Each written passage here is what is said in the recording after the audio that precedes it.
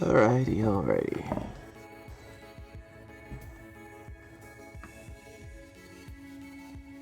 Try and do a bit more on this puzzle here.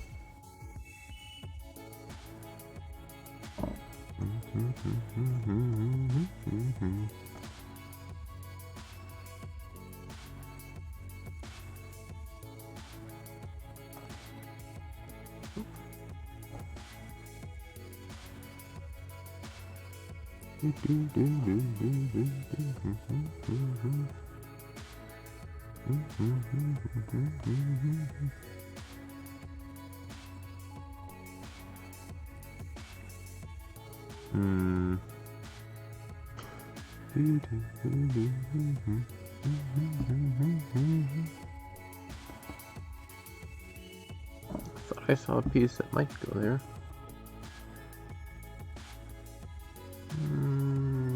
Maybe, probably not. Yeah. Hello, hello.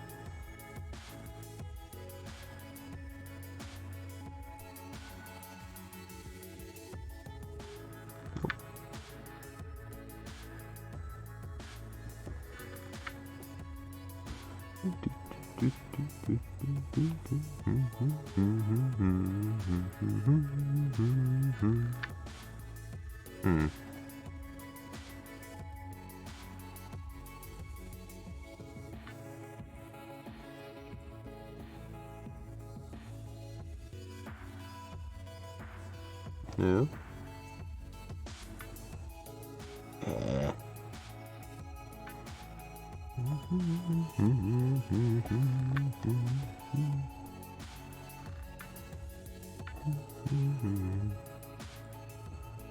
There we are.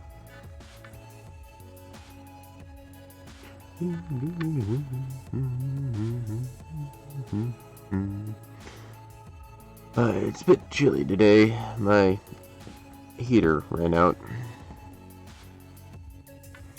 again, but that's gonna be for a bit, I guess. Shouldn't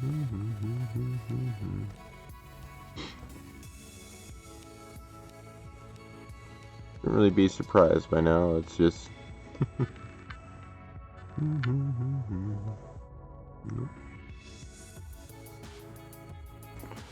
alright. Anyway, today's voiceover script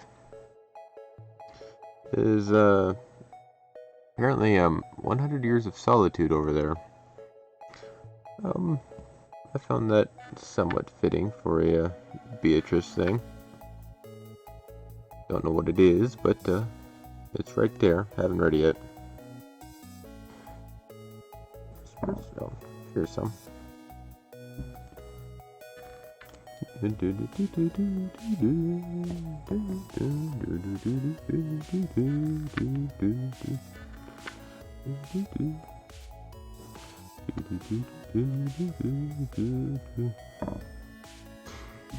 Alright, there we are. A few more pieces in place, anyway. Hello, hello.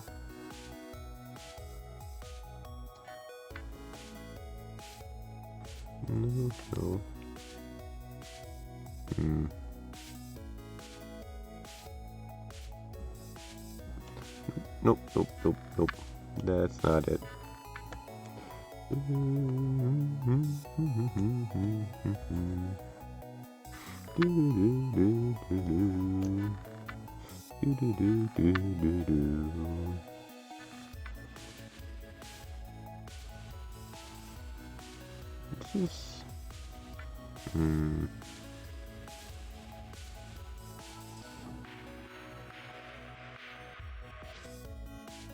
This is an odd one. Oh, there it is. Got it. Alright.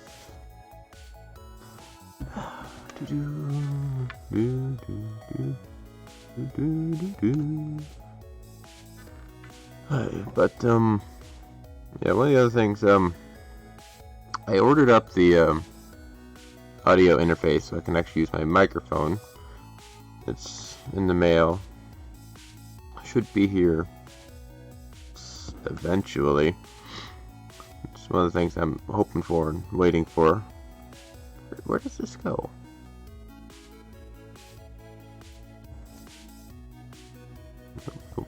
Nope. Wait, it's here? Yeah. Oh. So, we've got that to look forward to. And I can actually pull out the microphone and start working on this stuff.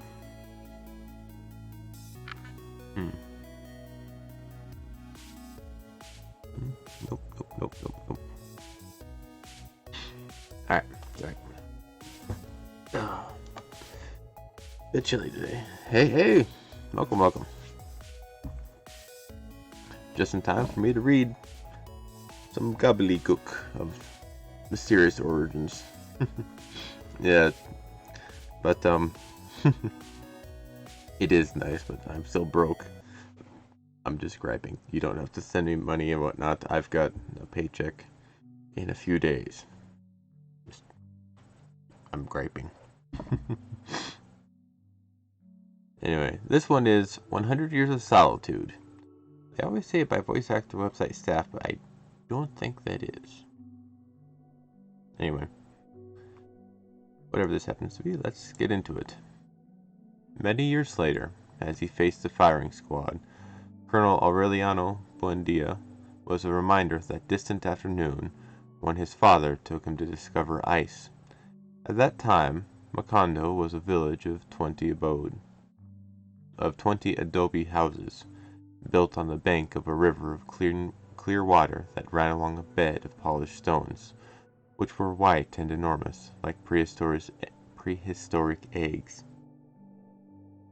The world was so recent that many things lacked names, and in order to indicate them, it was necessary to point.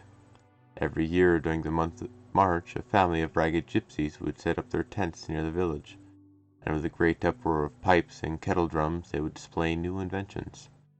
First they brought the magnet, a heavy gypsy with an untamed beard and sparrow hands, who introduced himself as Melquiades, put on a bold public demonstration of what he himself called the eighth wonder of the learned alchemist of Macedonia.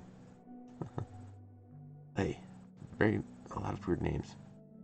He went from house to house, dragging 2 metal ingots, and everybody was amazed to see pots, pans, tongs, and braziers tumble down from their places and beams creak from the desperation of nails and screws trying to emerge, and even objects that had been lost for a long time appeared from where they had been searched for most and went dragging along in turbulent confusion behind Melchiad's magical irons.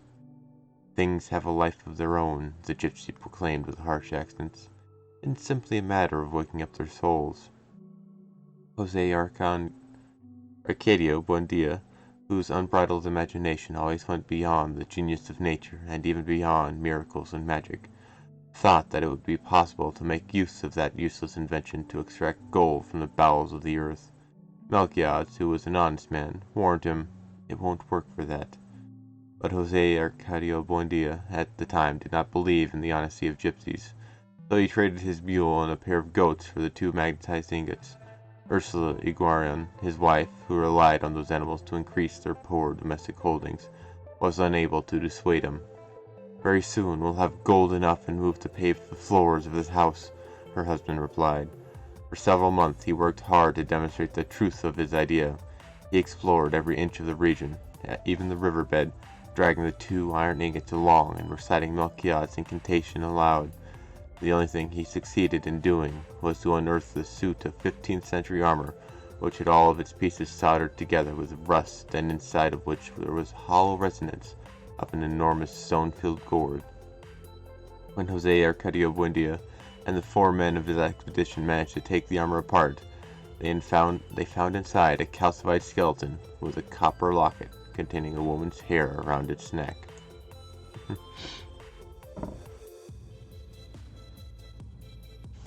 Really? Alright. I'll add it to my to-do list.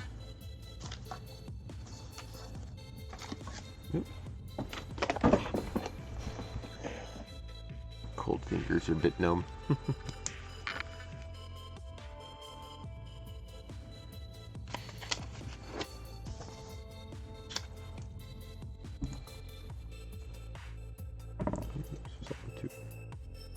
100 Years of Solitude.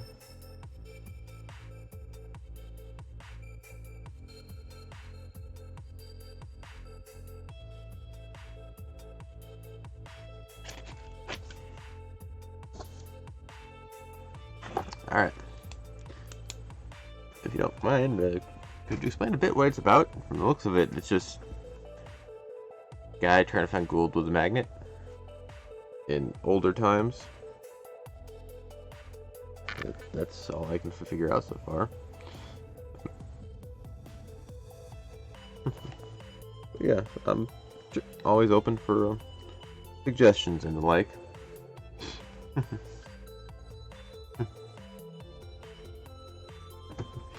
Sometimes there's stuff like that. The one book that never did anything for me that I had to read for school was The Great Gatsby. I never got that book. It was just why? I didn't even really pay attention to anything that was going on. It was a weird story.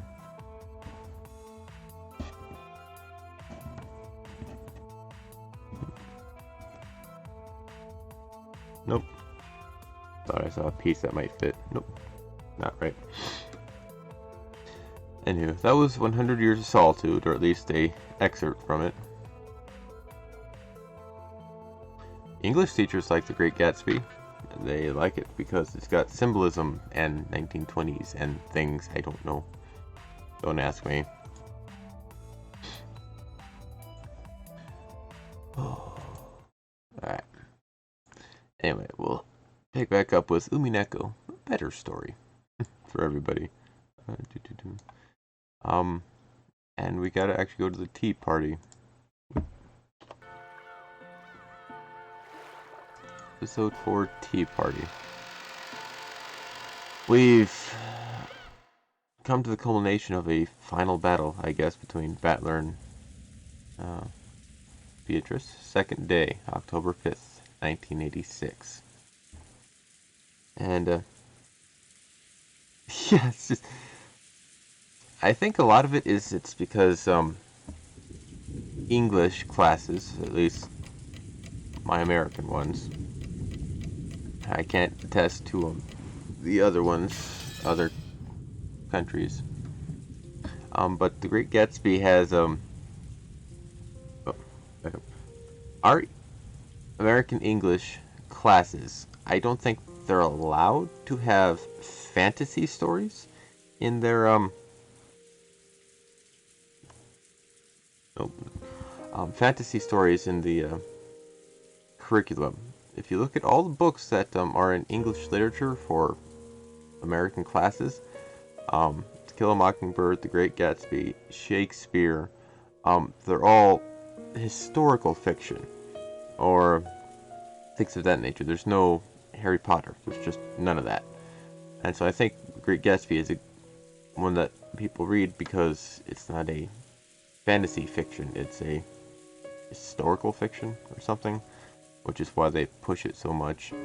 That's my take on it anyway. Even still, it's a weird book.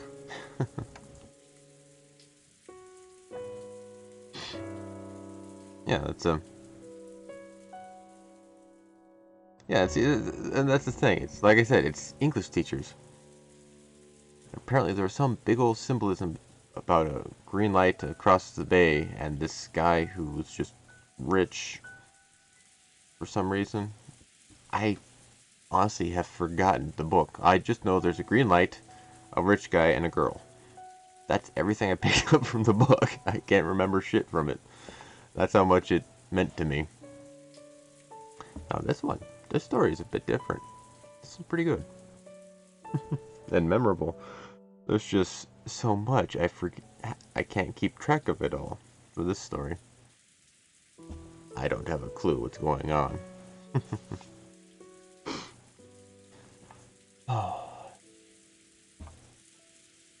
Anyway, we left off. Battler and Beatrice have basically tossed down the gauntlet. Beatrice is stuck there. Has no way out, and Battler's not leaving until he wins. So Beatrice is basically only thing she can hope for is to piss off Battler enough to make him quit. Yeah, it's. I will state, just for the record, I hate cheating. Um, which is kind of ironic because one of the games I enjoy most is about cheating, or the problems that arise because of it. The game Catherine is about cheating, sort of. Well, it is, but it's different. But cheating means you don't care about the person you're with, you don't care about the person they're with, you don't care about what you do with other people.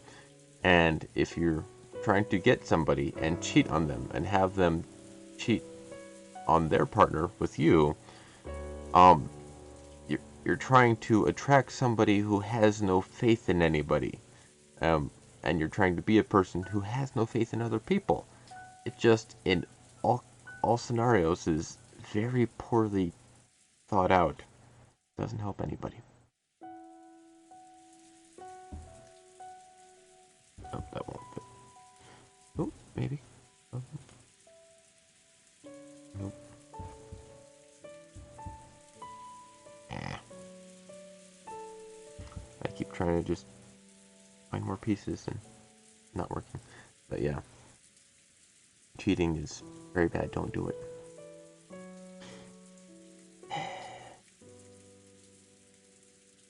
So there is this weird gray area where the current relationship isn't isn't working out, and so you break it off and then you go find somebody else. And depending on how soon that happens, it's a gray area, and I'll just not get into that scenario. Anyway, let's go into less disturbing things and talk about murder and witches and magic and psychological horror and such. Anyway, I don't have a clue what's going on. Please, someone explain in a way even I can understand. What happened yesterday? Yeah, and stuff like that. Yeah, just bad stuff. Just don't do it.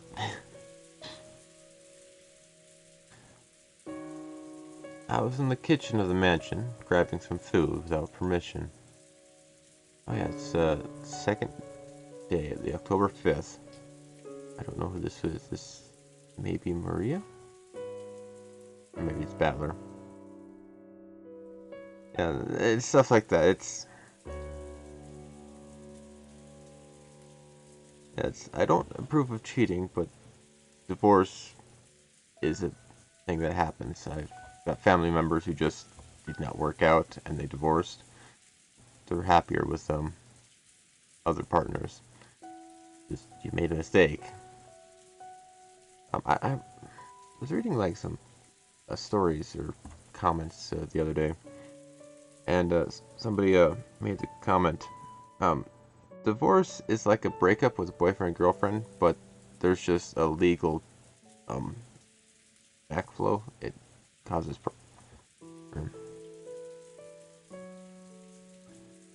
worse in a relationship. Yeah, it's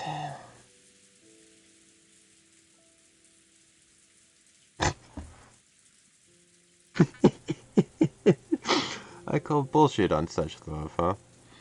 Well, you just don't understand. He was trying a different ceremony. The ceremony of the light on the river, or what have you. I don't know. Crazy white man magic. There's no, Kinzo's Asian. Never mind. Is that racist? I'm just gonna say it's not. I was in the kitchen of the mansion, grabbing some food without permission. If you open up that massive business class refrigerator, you can find anything. Lake, whatever. Potatoes, potato, tomatoes, potatoes. You can eat and drink as much as you like. Even if the typhoon didn't clear up for a week, I'd have more than enough to eat. Yeah, there's shit like that. With wine in one hand, I was helping myself to some dried cured ham. I wonder just how expensive this wine and ham are. You ingredients are out of luck too. If only you'd had Goda-san to cook you, you could have been reborn as much more incredible food. Yeah, he was throwing parties to find the sacrifices to summon the woman he loves. That's what Gatsby was about. It's voodoo or something. I don't know. It does make sense, and yeah, it's one of those things where is that a piece? Aha! I found a piece. Um, just ask. If you have to have like all this weird backup roundabout plan to try and hope for a chance at something, probably not a good idea in the first place. It would be a lot simpler to go up and ask them, and if you have to, yeah, it's just a stupid book, and I don't understand why it's so popular. Anyway, it's weird. This is coming from somebody who's read Umineko and Danganronpa. Those are all obviously very weird. Oh yeah, thinking of weird and the bizarre. That guy last time did make a donation, but it was on Coffee, not through Twitch. So it still is a weird alert system. I gotta fix that.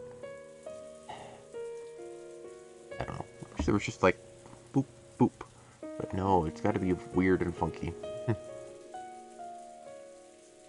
Miscommunication. Maybe. If it's about miscommunication, why is it standard reading for an English class? That doesn't quite help the point much. Because English classes are supposed to be about proper communication. Anyway. I looked at the clock. Very soon it would be midnight. October 5th, the second day, would end. The insane October 4th of yesterday seemed like a lie. That's how much nothing had happened after that test thing. Nothing happened. No phone call came and no letters came.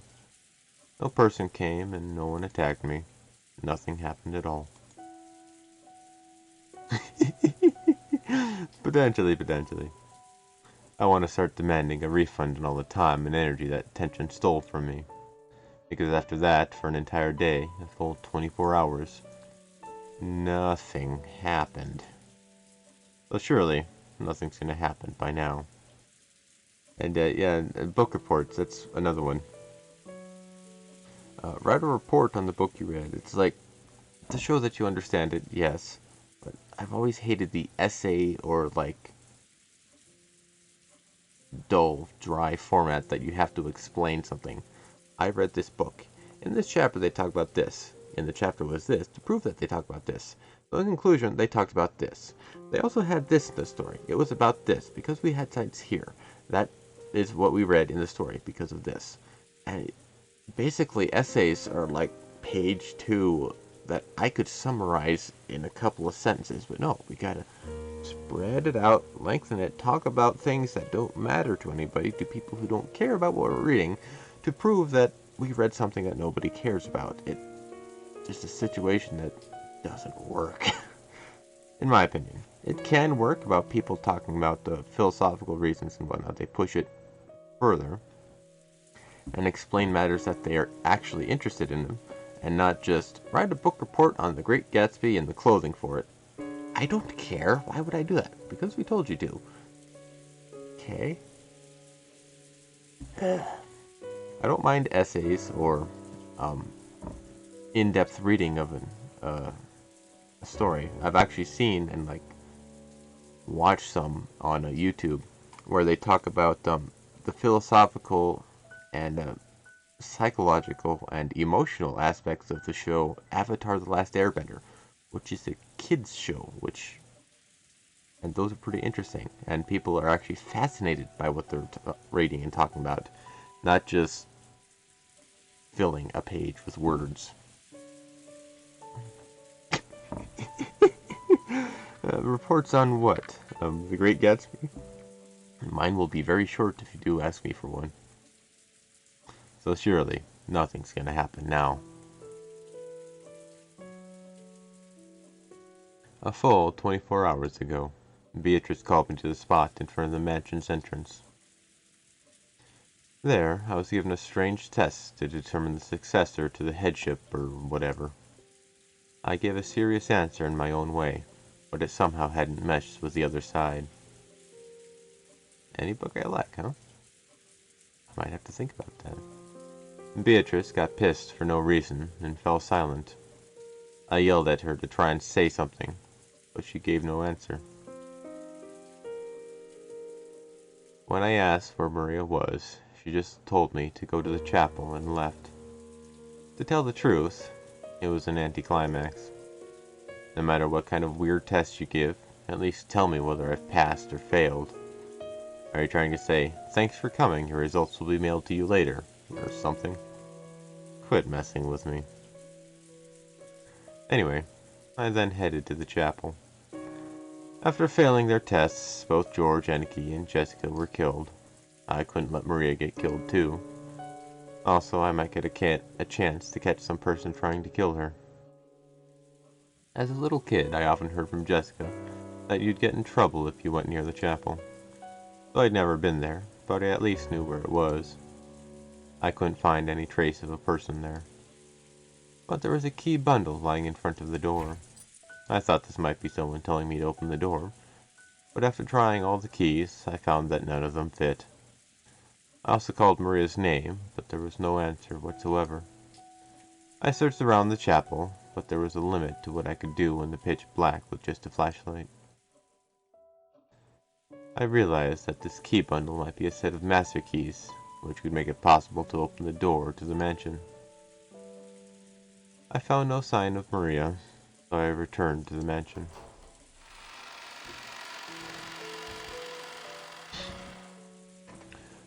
The mansion was wrapped in silence, as in a horrible stench. However, it's amazing how good humans are at adapting. The inside of the mansion must still be wrapped up in that smell. However, I grew completely used to it and stopped minding it. It didn't seem any worse than any old house where someone had burnt some meat. The key really stand for? What does the key really stand for? That's the part I was horrible at. What does it mean? Unless it was incredibly significant and kind of spelled out a bit, it usually went over my head. Symbolism is not my strong point, unless it's blatantly obvious. I will admit, I had a lot of trouble with Great Gatsby because apparently that was a book full of just symbolism and hidden meaning. I didn't pick up on any of it. At first, I was bewildered by the stench, but I decided to head to the dining hall for the time being. Then found those corpses that were so pitiful, Goda-san and the rest had hesitated to speak of them in detail. It was the remains of Aunt Natsuhi and the others who become the first victims. Half of each head had been completely split open, and it was so gruesome that even without knowing a thing of examining corpses, I could say that they were 100% dead. I heard the little bloop, and there they are. 1, 2, 3, 4, 5, 6 on the first twilight. George? There's...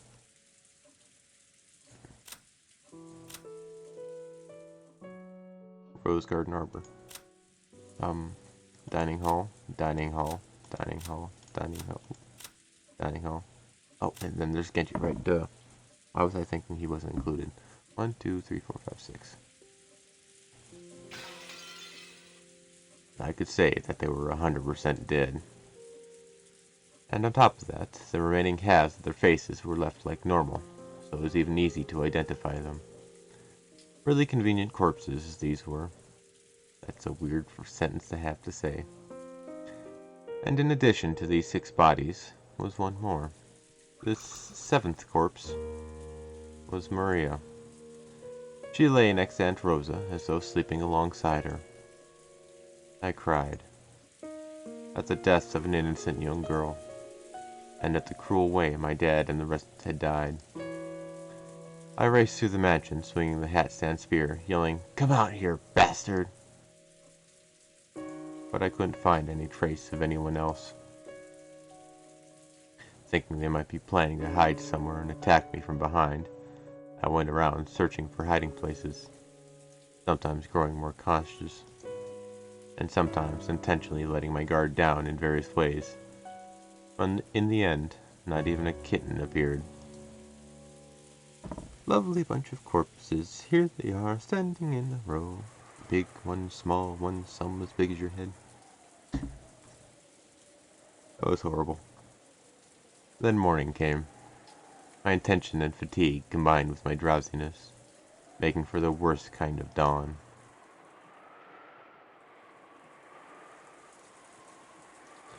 Humans are pretty incredible.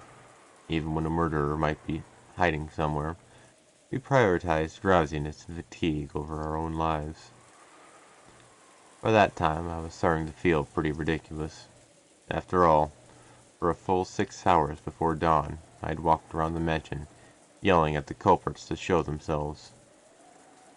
My search had been a careful one, and I had tired myself out and let my guard down.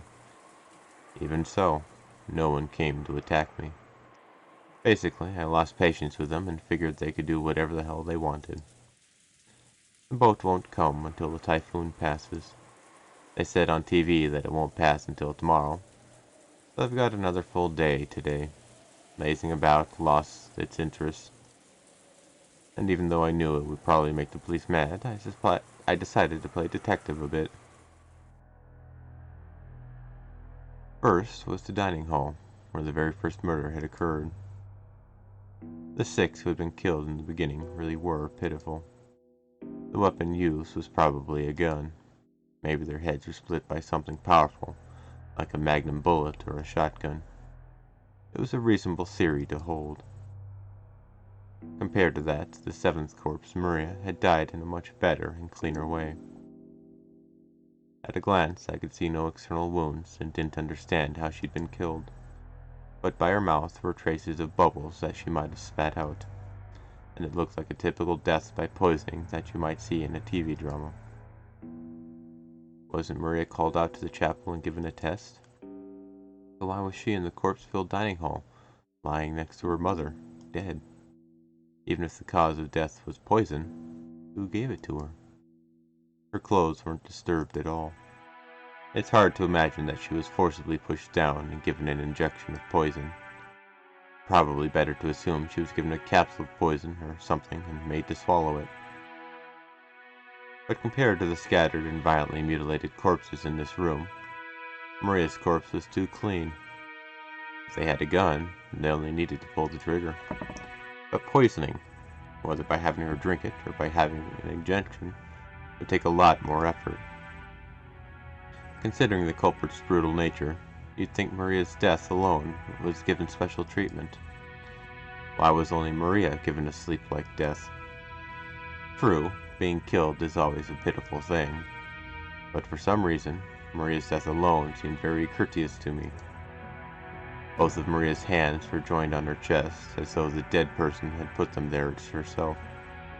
Did Maria do that herself before dying? Isn't this usually something done by someone else after the person dies? As though sleeping with her mother, whose head was half crushed, Maria dozed in peace. For some reason, that contrast really bugged me. Including the direct cause, it's probably safe to say that Maria's death is shrouded in mystery. And more than anything else, the biggest mystery of this dining hall was the pitfalls.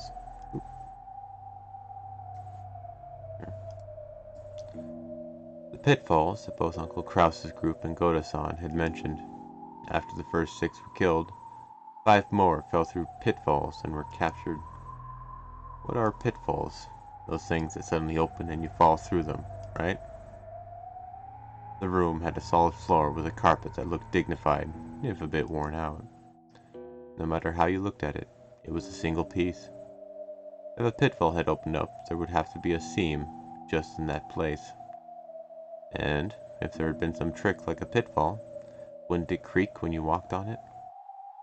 No matter how much I walked around, feeling the carpet, I just couldn't imagine that a pitfall was hidden here.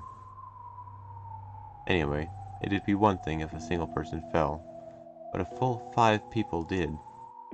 By putting together everyone's stories, each one of them had fallen from a different location. So at the very least, there had to be 5 separate places with pitfalls. But what does this mean? Was this room actually made with pitfalls across the entire floor? So by pushing a button you could open up a pitfall in the location of your choice? Some kind of contraption like that? That kind of ridiculous mechanism would be surprising, even in a ninja mansion.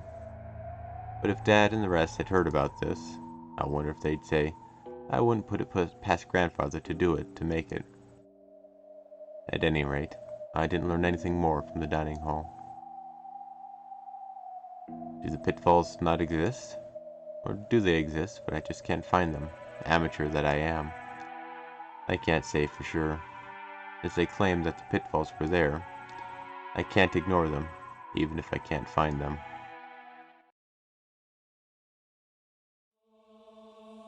The next ones to be killed were Jessica and George Anarchy. I discovered George Anarchy when I had been called out for my test.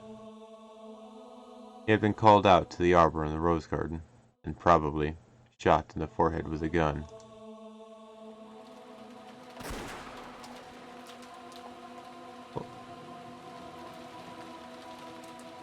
Hold on a sec.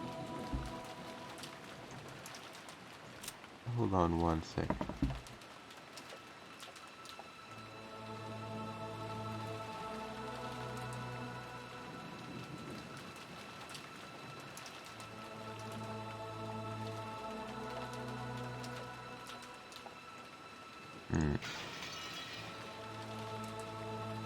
Jessica had been called to her own room on the 2nd floor of the mansion. The door to her room was locked, but that wasn't a problem at all since I had a master key. Inside the room, it was horrible. But after the dining hall, I was used to corpses, so I'd built up a bit of an immunity. The phone receiver was loose and dangling. Had she been killed while still on the phone with me? Jessica was leaning against the wall right next to it, with half of her head split open. As far as I could tell by glancing at the scene, it looked as though she'd been killed while on the phone. In that case, had the culprit been right there before her eyes? I hadn't gotten that impression when listening to Jessica's voice over the phone. I'm pretty sure Jessica said, "They got me." It's probably best to assume that she'd already received a fatal wound at the time of the phone call. That's right. She also said this. "When you come, battler, I'll be a corpse with half of its head split open." Yes, that's what she said. From what I could tell by looking at Jessica's corpse, there were no wounds on her, other than the damage to her head. Could she have had an injury serious enough to make her prepared for death, and then died halfway through the phone call? By the way she talked on the phone, made me think she'd escaped harm for the time being. You shouldn't be able to have a casual conversation over a phone if the culprit's right before your eyes. So, did the culprit come in partway through the phone call and kill Jessica? No, that can't be right. After all, this room was locked. Wait, that doesn't tell me anything. If the culprit stole a master key from one of the victims, locking the door would be meaningless. But she had no external wounds other than her head. In that case, should I assume that the fatal wound she was prepared to die from, and the actual external wound that damaged her head, were 2 different things? And that both of them were made to the same part of the body? In other words, Jessica was struck severely to the head, and received an incredibly bad wound. Then she called me, and either lost consciousness, or died while on the phone. Then the culprit came and damaged her head again, something like that.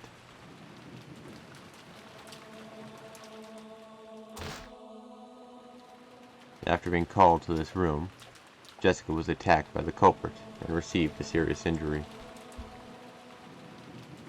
Then, the culprit thought she'd be killed, and went away for the time being. But Jessica miraculously stayed breathing again, and called me with what would become her dying message. Then, the culprit realized that they'd failed to kill her, and rushed back to deliver the final blow after Jessica fell unconscious from massive blood loss. That seems to add up, more or less. Except for how Jessica was able to accurately predict the nature of the final blow. And there was one more thing that bugged me about the phone call from Jessica. Jessica had said this: "George Nissan's done for two. That was an instant death." She said it almost as though she'd witnessed George Eneke being killed. But while you certainly could see the rose garden from the window in Jessica's room, and you could even see the roof over the arbor where George Eneke had been summoned, it was very far away. Add on the fact that it was the night of a typhoon, and it's very hard to imagine that she was able to witness everything that happened by the arbor from this window.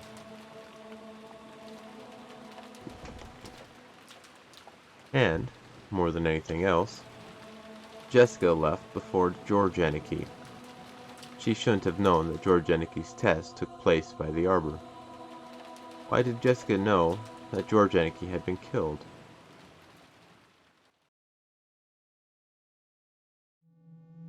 Also, during my search of the entire mansion, I found Kiri-san's corpse as well.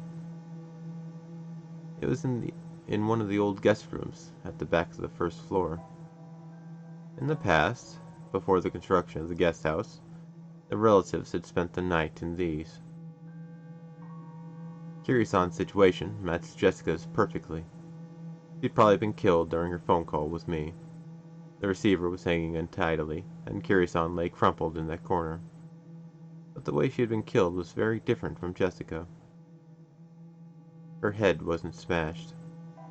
Instead, a stake with an occult design was buried into her forehead.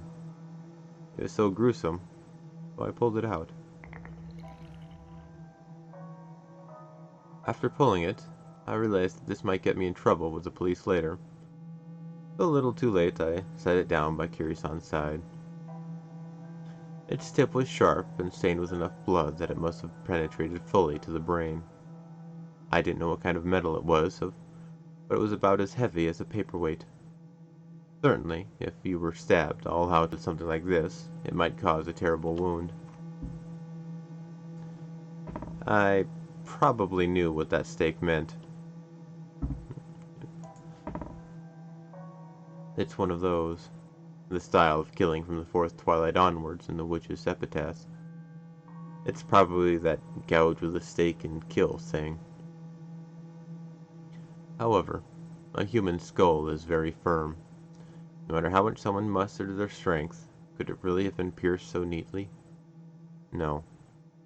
By my reasoning, the stake wasn't the cause of death, but had just been used to damage the corpse after death.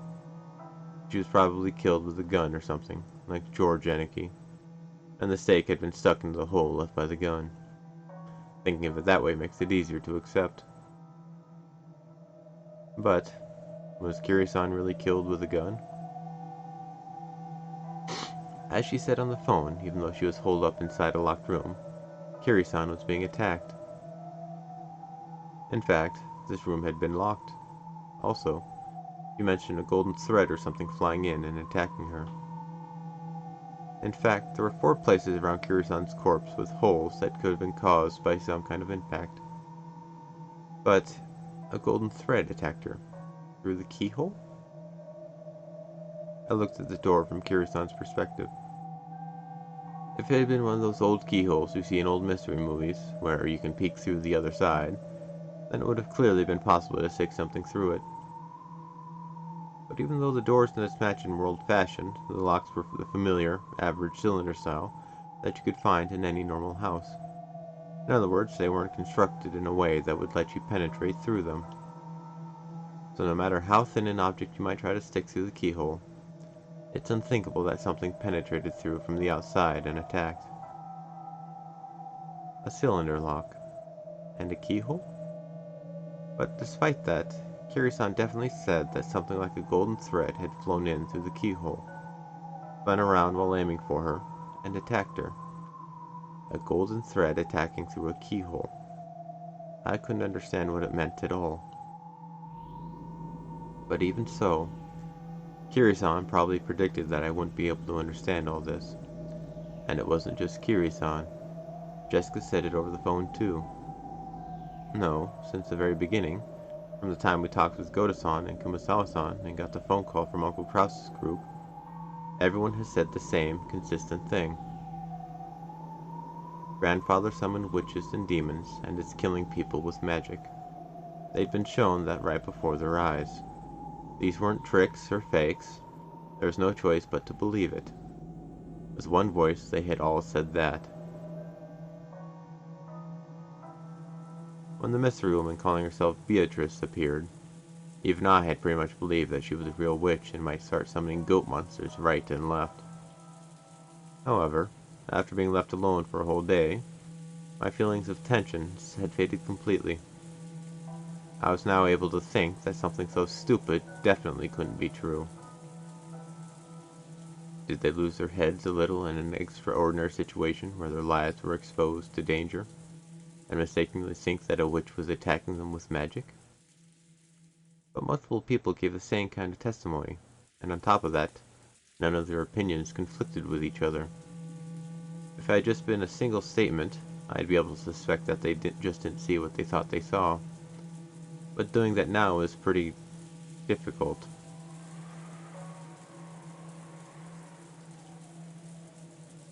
Then, right next to the back door, I found Krause with his head half smashed. Even though he'd escaped the dungeon of Kuwadorian, and somehow made it this far by a secret underground passage, he had been killed. Buried in the gruesome cross-section of his half-crushed head, with a stake with an occult design, like the one that had been buried into Kiri-san's forehead. And in this situation, it was very hard to imagine that this stake was the weapon used. He had been killed with a powerful gun like the 6 in the dining hall, and after death had been jabbed with a stake like Kiri-san. I wonder if the golden threads that Kiri-san spoke of attacked Uncle Krause too. Does there exist some kind of tool, like an endoscope, that's very thin, but can be moved about at will? And that can also attack people? No way. I've never heard of anything like that.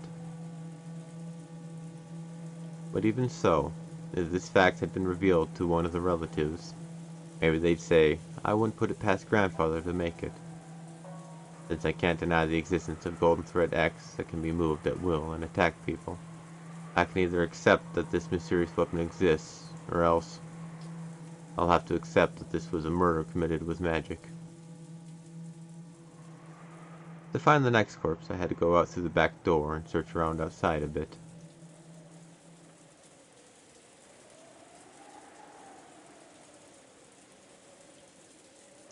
Behind the mansion, in the wild-grown bushes that were almost swallowed up by the forest, there was something like an old well. And right next to it were Dr. Nanjo and Shannon-chan's corpses.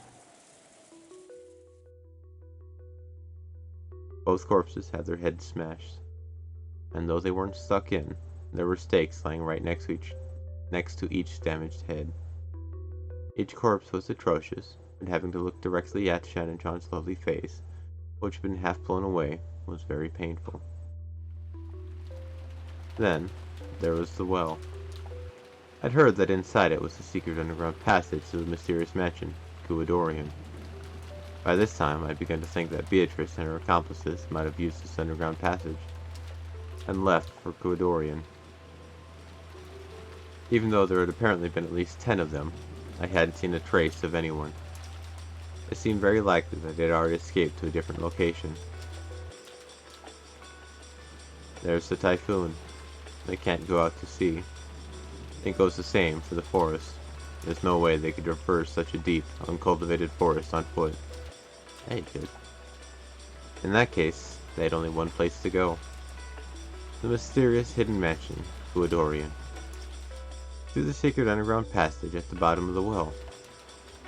By this time, I had entirely lost my fear of being killed if I happened to come across the enemy. Don't fuck with me. This time I'll storm into your mansion.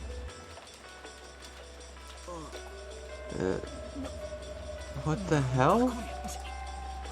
Damn it! The old well had a firm cover on it. The cover was an iron grill. The gaps between the bars were perhaps 20 centimeters across. You could peer inside, but it really wasn't something a human could pass through. If I hadn't known better, I wouldn't have thought it anything more than a simple cover to prevent falls.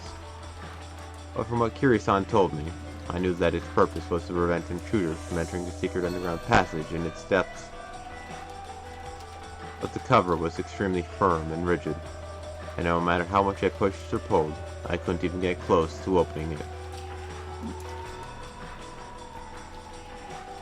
I couldn't find any obvious lock. It might be sealed by some mechanism, but no matter how much I investigated it, I couldn't find anything to release it. The biggest piece of information Kiri-san had tried to give me, gambling her final moments, was the underground passage in this well. You don't think I'll be stopped by something like this cover? I'll smash it to bits. I'll search for a tool. I had an idea. After all, I'd seen the various tools in the gardening shed, when we'd locked Goda-san and Kumasawa-san in there.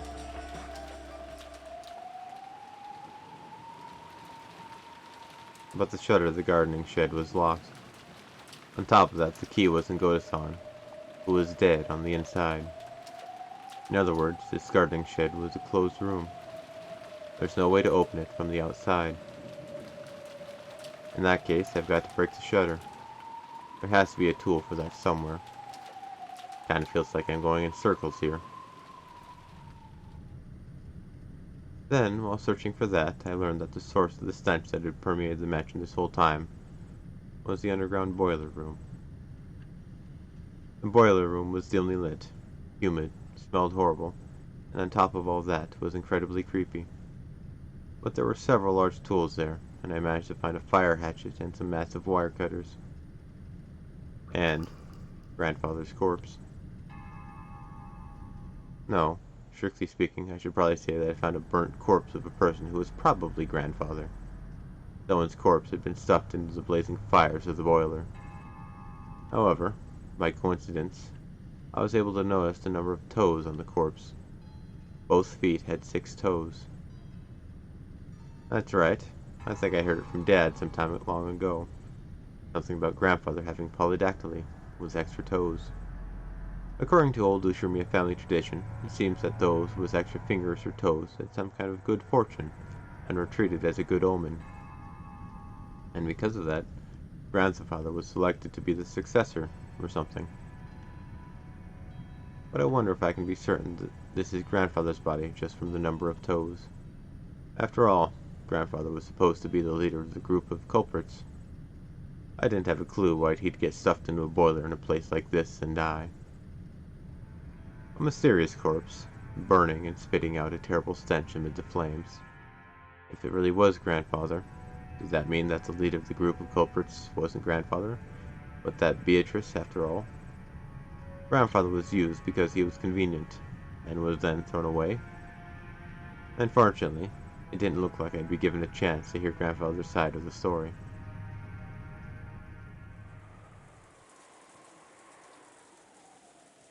Now that I had obtained a tool, I thought about rushing to take on the cover to the well. But I decided to break the shutter to the gardening shed first. I had plenty of time to kill anyway. I figured I should check on the condition of Goda-san and Kumasawa-san's corpse.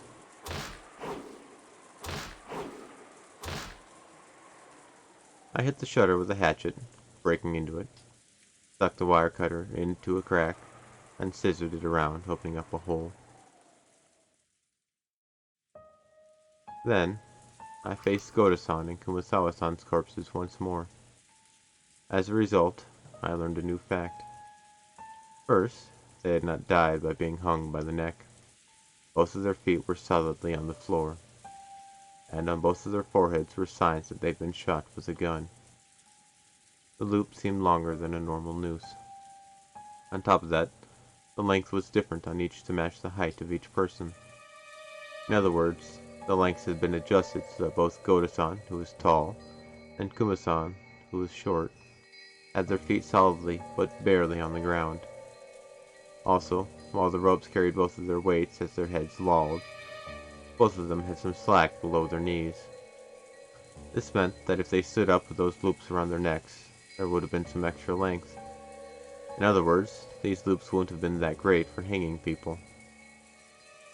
The direct cause of death was probably a shot to the head. It was gruesome. Their insides were still dripping out from those gaping holes, staining their faces a deep red. It's probably best to assume that they were then hung, pulled up, and left exposed like that. If they'd been shot with a gun, they would probably have been lying down on the floor. If that had been the case, you wouldn't have been able to tell they were dead, even if you peeked through the window. The mountain of stuff would have gotten in the way, so if they'd been lying down, they would have been hidden. To make the deaths of these two known to the rest of us, who couldn't go inside, they would have had to hang them like this, making it visible from the outside. Was this done to get back at us from thinking that those two would surely be safe if we left the key with them? I wonder where the shutter key we gave Goto-san, which should have ensured their safety, is now. That key was in the pocket of his trousers. The gardening shed key had been kindly left there, and even the plate was attached. In other words, the gardening shed had been a closed room after all. And that gave rise to another question. Because this can't be explained by hanging, if they didn't commit suicide, then those nooses were set up by the culprit. It might have been possible to shoot them through the window, but it's really unthinkable that someone could have tied two loops to the beam from the outside. And furthermore, there's no way they could have lifted up the heavy corpses. In other words, to do all of this, they would have had to go inside. But the key was in Goto-san's pocket, and the shutter had been locked. In other words, the gardening shed had been a closed room. Goto-san had said that there was only one key to the shutter. But is it possible that there was a copy, and that the culprit was in possession of it? If we're allowed to theorize that there actually was a duplicate of the gardening storehouse key, and that Goto-san just didn't know about it, then this isn't even close to a closed room. But why is it that, despite the fact that almost all of the other corpses were shot to death and left almost completely alone, just these two corpses were intentionally hoisted up? I couldn't help but feel something a bit odd about that. After this, if we assume that the mystery corpse in the boiler was grandfather's, the deaths of 16 people have been confirmed. There were 18 people on this island. I'm here, and there are 16 corpses. Kanen-kun's corpse is the only one I haven't been able to confirm.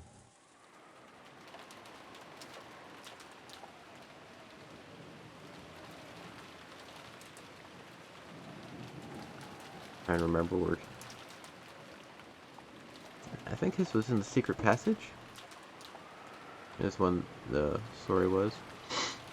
According to Kiri-san, he had been killed while climbing out of the well and had fallen down into it. So, with the well closed up like this, it's impossible to check. I tried shining a flashlight through the bars down into the darkness in the depths of the well, but it seemed that the jet black darkness had no intention of showing me its depths with a light of that level. It looked like I'd have to break the bars after all. Using the hatchets and things I dragged from the boiler room and the gardening shed, I tried breaking the cover of the well. But the metal bars were extraordinarily sturdy, and breaking them wasn't easy. I hit them with a hatchet over and over until my hand started feeling weird, and eventually gave up on breaking them. It's impossible. If they were at least wood, I might have been able to break them. But this metal... That's right. There's no way you can slice the metal bars like butter with a human strength. I can't even begin to understand that story about how Kanen-kun cut through metal bars. I heard that a light like a red laser beam grew out of his arm, and that he sliced through the metal bars like he was cutting through butter. Cutting through metal bars like butter? And what's with the red laser beam? Does that mean he secretly had a burner on him or something? And used that to burn through the bars? Still, just what kind of laser could cut through metal bars like butter? It almost sounds like the kind of laser beam you find in those robot anime I'd loved as a kid, doesn't it? Does something like that actually exist? And how did Cannon-kun get that laser beam? No matter how much I wanted to ask him, he's already been killed. Plus, even his corpse is now in the depths of the well, beyond this cover. If Cannon-kun could slice through metal bars, I'm sure he could handle this metal cover in a single swing. It feels like the closed room Goto-san was locked in while holding the key. Only one person can open the door, but they're locked inside. If only I had that power of Cannon-kun's, I'd be able to do something about this cover myself. Just who is Cannon-kun? He couldn't really be a non-human being capable of using a strange power, right? Kiri-san told me to believe in witches, and I even met an insane woman calling herself one. Could Cannon-kun possibly be a human on the witch's side? Or else the culprit? What the heck? Am I gonna start treating him like the culprit just because I can't find his corpse? That is a logical thought process. Oh. We did do that in the previous one, didn't we? Huh. Treating him like the culprit because there's no corpse? And who was the one babbling about the suspicious being innocent? Very well. I couldn't bear having you push all the crimes onto Cannon, and building a human culprit theory that way. I will guarantee it was a red. Cannon is dead. Among the 5 people in Kiri's group, he was the first to die. In short, he was the 9th victim.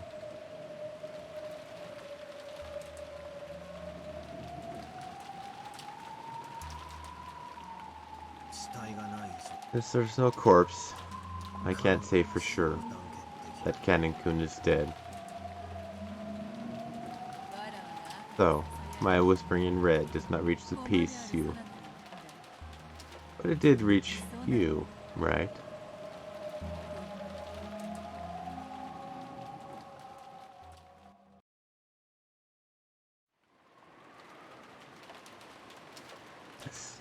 Sounds of this storm don't make it any warmer in here. At a glance, this was a mass murder due to something strange that could only be thought of as magic. Golden threads that attacked through keyholes. No, we even have testimony that something gold flew around the dining hall when the first 6 died. The 2 might have been the same weapon. Then there was the closed room murder of the garden shed, and the laser beam that could cut metal bars. And that wasn't all. There was much, much more. Like the group of goat monsters, the story of a witch who could create pitfalls just by snapping her fingers, the rabbit-like demons who would fire golden threads. I think there was more, but each part was all screwed up. I couldn't possibly accept it, and was forced to suspect that it was some kind of trick or mistake. But why in the world had everyone spoken with one voice, saying the same thing without contradictions in their testimony? It's not only the magic. There's Maria's mysterious death. Why Jessica knew that George Aniki had been killed. The mysterious burnt corpse that I couldn't confirm really belonged to that damned geezer. And more, and more.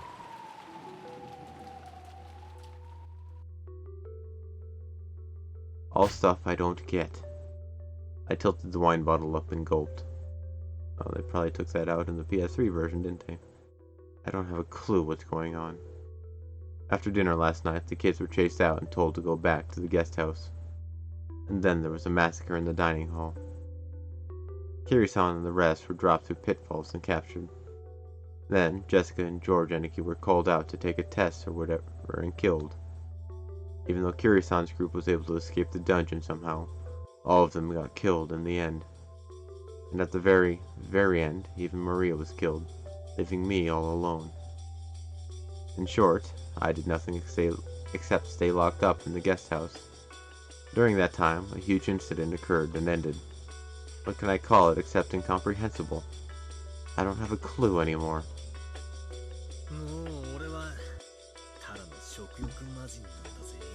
Give me a second. So it was 1, Goda, Rosa, Rudolph, Eva, Hideyoshi, Natsui. 1, 2, 3, 4, 5, 6. Those were the first 6 killed. The ones that fell into the pitfall were Kraus, Nanjo, Kiri, Cannon, and Shannon. Goda and Kumasawa ran away, leaving Maria, Battler, George, and Jessica in the guest house. And then Kinzo was Kinzo.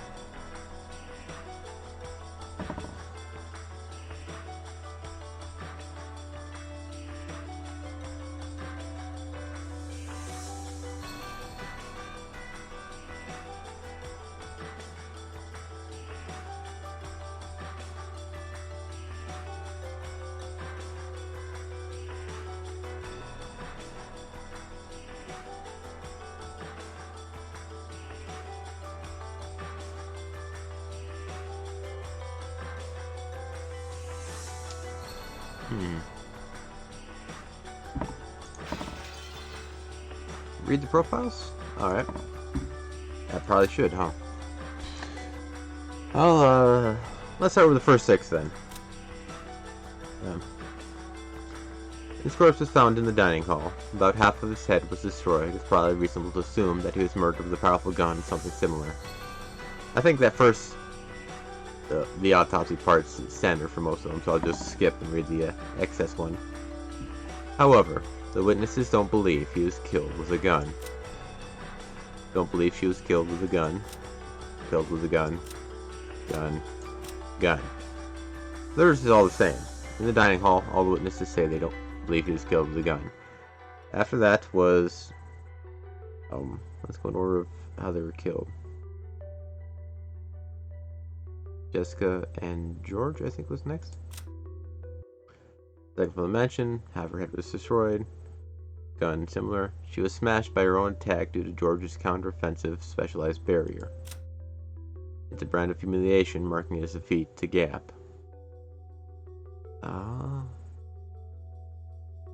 Then I guess go to Kumasawa. They put ropes around their own necks. That can be a pretty interesting experience now and then. Hung by the neck after being shot in the forehead. As long as I could construct a closed room murder, nothing else mattered. Shannon and Cannon. The witnesses at least realized that the stake wasn't that killed her. Battler was not able to find his corpse. No matter how he's killed with magic, without a corpse, he's a definite suspect. Now that's definitely anti-fantasy. Therefore, I guarantee his death was a red truth. Now that's definitely anti-mystery. And then there's Nanjo. A demon stake had fallen near the body. And then Kinzo. Body was found as a burnt corpse in the underground boiler room's incinerator. No evidence of a struggle was found inside the incinerator. It was probably reasonable to assume that he was burned after his murder. Dust to dust and ashes to ashes, the dead to the dead.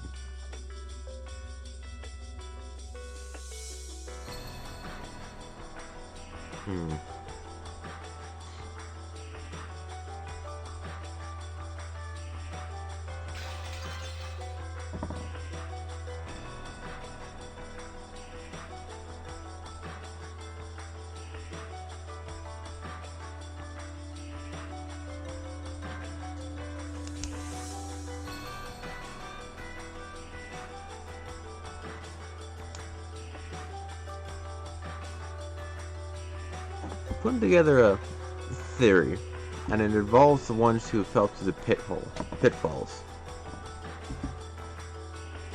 Well, let's see where it goes. Now I'm nothing but a drunk. You plan on leaving only me alive? Show yourself right away and come kill me already. It's too much of a pain, so I won't search for you. You show me your true form yourself. I won't run or hide, so come up with your arrows or bullets or whatever. I haven't gotten any sleep since yesterday, so I'm incredibly sleepy. You want to kill me? Go ahead.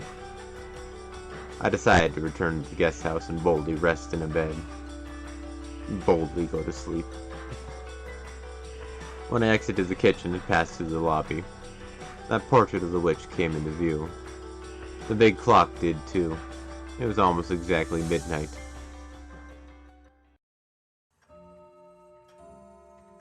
Then the sound of the bell rang out, proclaiming that midnight had arrived. As I listened, I looked up at Beatrice's portrait. Exactly 24 hours ago, I met you. What were you trying to say, and where did you go? Just who in the world are you? Golden Witch Beatrice. I haven't solved a single one of these riddles surrounding you. Show yourself, and fight me. But she has, and she is. Then, the witch showed herself. Like a guest of honor finally appearing, she showed herself on the landing at the top of the big staircase.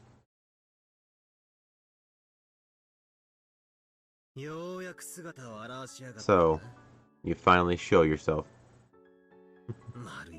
I haven't kept board for a whole day. Incorrect. I gave you a whole day. Was that enough for you to fully exercise the rights of the human side? Yeah. I was bored, after all. I did a heck of a lot of it. Angie was a good piece. Don't you speak Angie's name. She appeared through a miracle, sacrificed herself, and gave you the tenacity required for certain victory. Don't you speak Angie's name. That brutal death was something you needed. If you hadn't seen that death, you wouldn't have grown serious. Without the wake-up call of Angie's ill-fated future, your tenacity for victory would not have been born. I told you not to speak Angie's name. In short, it was a necessary sacrifice. Otherwise, an anger great enough to kill me would not have been born in you. The rivalry between us cannot be destroyed. Damn you, Lady Brincastle. It's more fitting to call that a trump card than a piece. No matter how much a piece acts, it does not stray from the board. But no matter how much power a trump card wields, it is always thrown away after it is used. Angie was truly a good trump card for you. Don't you speak Angie's name! At Battler's angry roar, Beato finally stopped talking. You know, I don't have time to play around in a place like this anymore. Even a tie will keep Angie waiting. So, I'll break through you, take my family, and go back home. I won't waste a second playing witch games with you. In that case, what should you do? You know, don't you? Yeah. I'll beat you down. I'll blast away all witches, magic, illusions, and delusions. Come on, let's get started. I won't let you trick me again. Resume the game, alright? I'll tear apart the witch's veil concerning the outright lie you are. You talk too much. All you have to do is honestly say, I'll kill you. Yeah. If those are the words you want, I'll say them. This is the first and last wish of yours that I'll lend an ear to. I thank you. I'll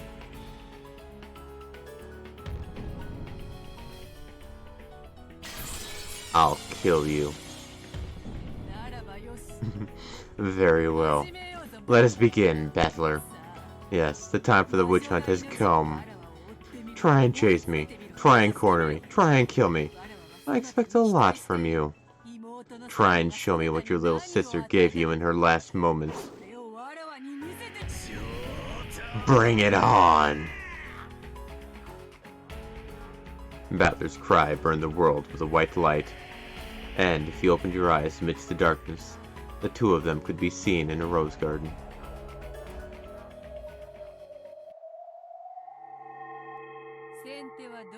Who shall make the first move? Me. How bold. In the rose garden, beautiful rose petals danced. The color of those rose petals was red. The fact that they faced each other in this beautiful rose garden prove or make claim to a red single truth? That must be why the roses are red. But in the language of flowers, roses represent passion, not truth. The flower for truth is a forget-me-not, and that flower is blue. I don't think I've ever actually seen a forget-me-not. I'll bore through everything with my blue truth, from the very beginning of everything. I'll start from the very first game. Very well. Let's see what you've got. Come. Here I go. I've already proclaimed it, but I'll say it again. This isn't just for the murder of Dr. Nanjo in the last game. This'll tear apart every scene from every game since the beginning. Ushiro Kinto is already dead, so the true number of people on the island is 17. By adding an unknown person X, that makes 18 people. By supposing the existence of this person X, the crime is possible even if all 17 people have alibis. By this, even though the number of people reaches 18, it's still possible for culprit X to exist and carry out crimes, even if all 18 people seem to have alibis. You can break through all of the murders in episode 1 by supposing an unknown person X. Furthermore, it's even possible to explain the mystery of Kinto's evaporation from the closed room sealed by the receipt, by making the bold assumption that Kinto wasn't there in the first place. Unless Beato counters this with the red truth, the illusion of the witch from episode 1 has been completely smashed. This blue truth is valid. The wedge of blue truth that Battler had known stabbed right to the top of Beato's left foot. Was the red pouring out from there, a protest being made by her red truth? Beato shut one of her eyes tight, enduring the unbearable pain of the blue truth that denied her. Not bad. But I mustn't be denied yet. I mustn't be killed yet. This is not yet enough. In the subsequent games, there were mysteries that couldn't be explained with that alone, right? Which mysteries? In the final stages of the second game, George took Goda and Shannon with him, barricaded them in Natsuhi's room, and was killed. The key that unlocked Natsuhi's room was locked up inside the room, and all of the remaining keys that could unlock that door were in Rosa's hand. Even if a culprit X existed, it should have been impossible to construct that closed room. The blue wedge that pierced Beato shook. She was resisting, fighting to pull it out. No, that doesn't shake my blue truth. If culprit X were to obtain a master key, that's not even close to a closed room. No, it was impossible for the culprit to obtain one. All of the master keys were under Rosa's control. But that's meaningless if Aunt Rosa was the culprit. Aunt Rosa handed a key over to culprit X by some method, assisting in the closed room murder, and after that she retrieved the key by a similar method. Too naive, Beato. I'd already guessed that much at the time. Yes, you did, didn't you? The wedge that had been gradually losing its sparkle had not seemed as though it was about to be pulled out. Regained its strong blue again thanks to Battler's additional blue truth, and dug into Beato again, eating into her foot. Beato let out a cry of anguish at that pain. Not yet. This is still nothing. Not yet. Not yet! On to the third game. The 6 linked closed rooms, the murder of Aunt Rosa and Maria, Dad and the rest of deaths in the hall, the murder of Uncle Kraus and Aunt Natsuhi. All of that can be explained if we suppose that Aunt Eva was the culprit. This argument was already won back then, and even that final riddle you proposed through Eva. The murder of Dr. Naja can be explained with an 18th unknown person X. That breaks through the whole third game. Can you counter that? Of course. This much is nothing to worry about. In that case, how do you explain George's disappearance from the guest house? I shall add to the red truth. George did not go down the stairs of the guest house. He flew out through the window. In the final stages of the third game, George suddenly vanished from the second floor of the guest house. Eva, who had been on the first floor, claimed that no one had come downstairs. But because of the blue truth, George could have snuck down to the first floor and escaped while Eva was busy carrying Kraus and Natsuki's corpses outside. But, by adding an additional red truth, Beto had denied that possibility. To go outside without going down the staircase to the first floor, he would have had to leave by the window. But all of the windows had been locked from the inside. So what? It's just like you said. He flew out the window, right? There was a lawn, so he couldn't tell if he jumped down and it was raining so hard. Any light traces would have disappeared. I'll use the red truth again. All windows and doors leading to the outside were locked from the inside. Furthermore, it is impossible to lock any of them from the outside. George had no technique by which to lock them. Simple. I'll use more of the blue. I said it myself at the time. In that case, everything works out as long as someone locked the window after George and he escaped through it. Nothing difficult about that.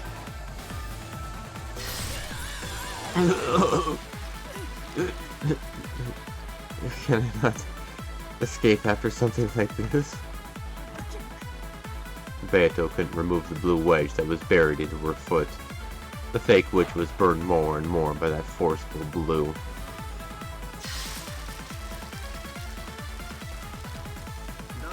There's still nothing that shakes my blue truth in any of the first three games. In that case, the only game that can prove you're a witch is this game, the fourth game. Since I have encountered you with the red, that is so. I shall have to prove witches using only this game. Very well. Give me everything you've got. There's nothing strange about the murder of the 6 people in the dining hall. The 18th person X went wild with a gun and killed everyone. As for the pitfalls, there's a chance that pitfalls truly were hidden there. And it's possible to explain it using Kirisan's theory, supposing that poison dart shooting device X, which can knock a person out instantly, exists. The murder of George Anarchy, Jessica, and those who escaped from the dungeon can also be explained with guns, just like the dining hall. There's nothing strange about it. But I'm sure you've got a counterattack, right? Bring it on. The greatest sword, this 18th person X, is based on the theory that Kinzo was already dead. I knew you would make that claim. That's why I took Kinzo out of his study. All members in the family conference welcomed that Kinzo, right? All of those who met at the family conference acknowledged that the presence of Kinzo. That's right. The grandfather was seriously ill, bedridden on the verge of life and death, right? If he was so worn out that he looked like a different person, maybe no one would have cared, right? I'll counter with this. That grandfather was a different person, a body double. A different person the relatives mistook for grandfather. Then I'll counter with this. No person would mistake Ushimiya Kinzo by sight. No matter what disguise might be used, they would not mistake Ushimiya Kinzo by sight. Then I'll use this. In the second game, when you announced with the red truth that there were 5 master keys, even though there could have been more than 5 in the first game, you changed the premises of the later games. So, it's possible that Kinzo's life or death status was changed for the fourth game alone. Therefore, Kinzo's presence in the fourth game doesn't serve as proof that he was present in the previous games. Therefore, Even if we suppose that the 6 murders in the dining hall were carried out by Grandfather, it contradicts nothing. And let me counter this way. Kinzo's life or death status is the same at the start of all 4 games. The setup was not different for the 4th game alone. Repeat it. Kinzo was alive at the start of every game. I refuse to repeat it. I won't answer, Battler. I won't give you the red truth you so desire. Damn. You're standing in my way, geezer. Are you putting yourself on the line to protect Beatrice, this most beloved witch of yours? Swaying, that damn geezer came into view. Is he trying to be some kind of knight, blocking the path between me and Beato? Battler, are you capable of surpassing me? I won't let you reach. I won't let you reach. Not to the Golden Witch's height. You see? Your thoughtless reasoning cannot surpass even me alone. Die.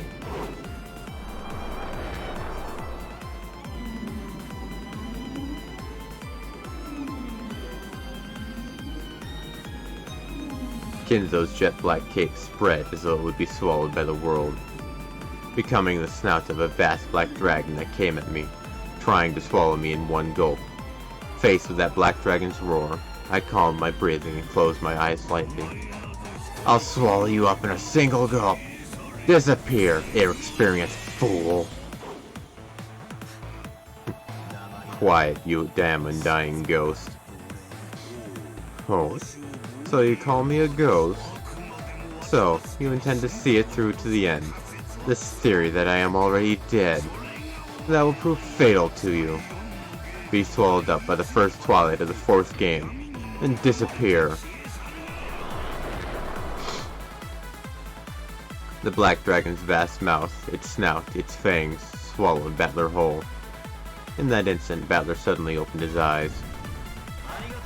Thanks, Beatrice. Your 3rd game became a foothold for my counterattack.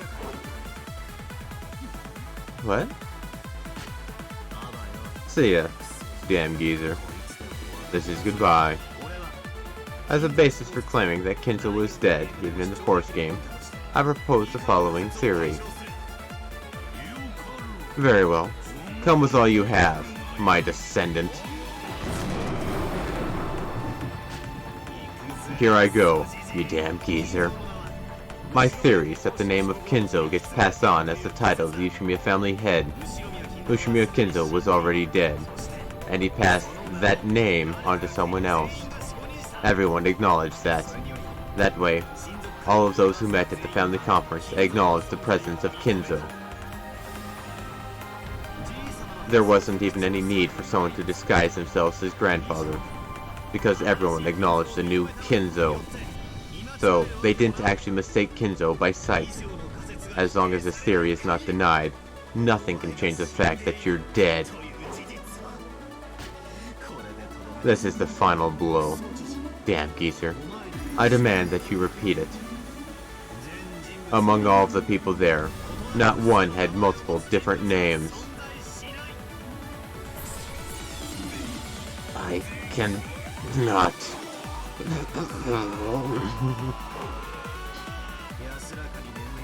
Rest in peace, damn geezer. Thank me. You were finally able to die. This is your requiem. Take it and drop dead. Ushimiya Kinzo was already dead. That's right. You definitely deserve to be pitied, since whenever we find your corpse, it's always completely burnt. That was a device to hide the fact that time had passed since your death. Then, you passed that name on to someone else. With this theory, even though you were dead, Kinzo was able to appear at the family conference. How's that? This is checkmate!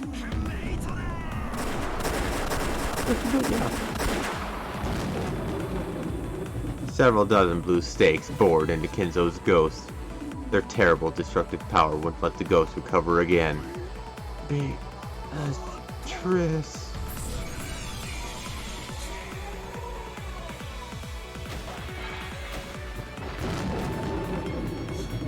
Kinzo, thank you for everything.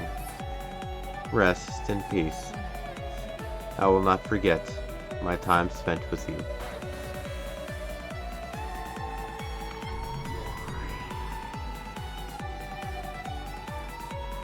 Battler's Sin. Dispersing along with the shadow of the black dragon, its golden flower petals scattered. Umineko Kinzo became a gold-colored cyclone and disappeared.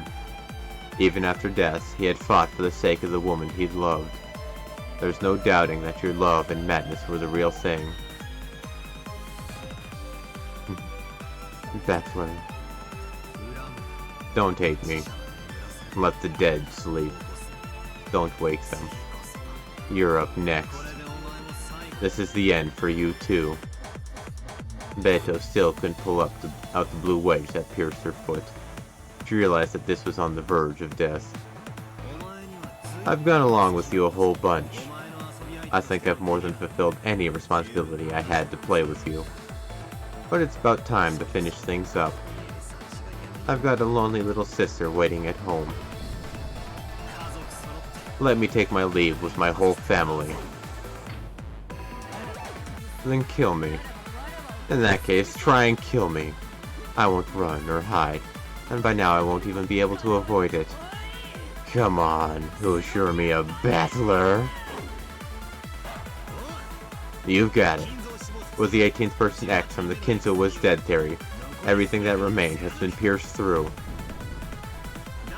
Georgia and Jessica's deaths in the 4th game can also be explained by Culprit X, and the 5 who escaped from the dungeon and were killed, and the 2 in the gardening shed, and Maria in the end. All of those can be explained with 18th person X. There's nothing strange there at all. With this, I fully explained the culprit using humans for all games. Beatrice, this is checkmate.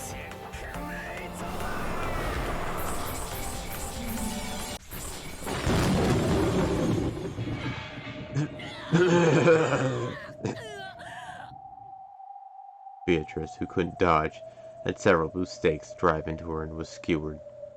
Beato grabbed at them, trying to pull them out somehow. They got me.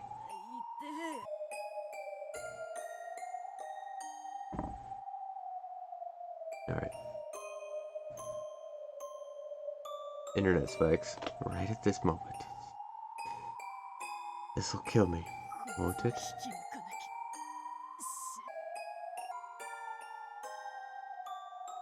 I think that should do it. With both hands, Beato firmly grasps one of the blue stakes.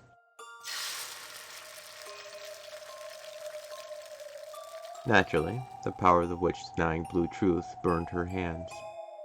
Unable even to hide the tears at the pain, Beato howled and tried to pull the stakes out with all of her might. I can't pull these out. I'll die. This is my final counterattack. Then, Battler, how do you explain my several acts of magic? The very first time those appeared was in the 2nd game, when I fixed Maria's pumpkin marshmallow. At that time, Rosa definitely witnessed that magic. Certainly, at that time, Rosa witnessed gold butterflies gathering and the fixing of a marshmallow by the miracle of magic. Rosa alone witnessing it isn't very credible, right? That's why I increased the number of witnesses to the uppermost limit later on.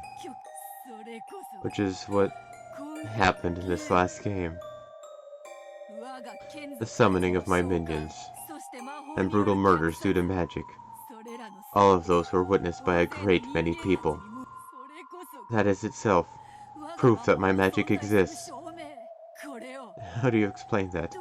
Oh, show me a battler.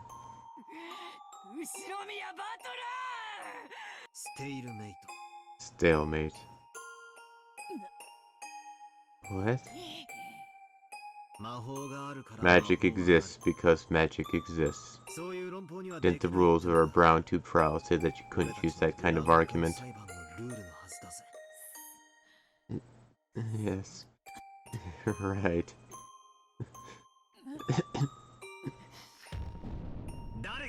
No matter who, or how many people, witnessed magic, that cannot become proof of magic's existence.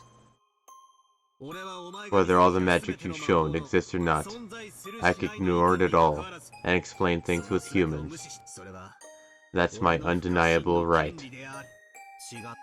Am I wrong? At those words, the blue stakes let out an even brighter light, knocking my hands away. Seems I can't pull them out after all. As Battler is now, even if I pull up a witness for each individual bit of magic and demand an explanation, he'll probably use some kind of move to deny all of them. Not just the magic with the marshmallow I showed Rosa, but all the miracles of magic. So I can no longer even claim to be a witch without questioning him about something like how a marshmallow was fixed. I'm in such an inferior position that I must fight over such trivialities. It may be impossible for me. I know that. This was to be a game without victory from the very beginning. So it was only natural that the day of my defeat would eventually come. Have I fought up until today just to lose to Battler? I began the game thinking I might be able to win, even if I wouldn't be able to win easily. I believed that in a game repeating endlessly, a miracle would eventually occur.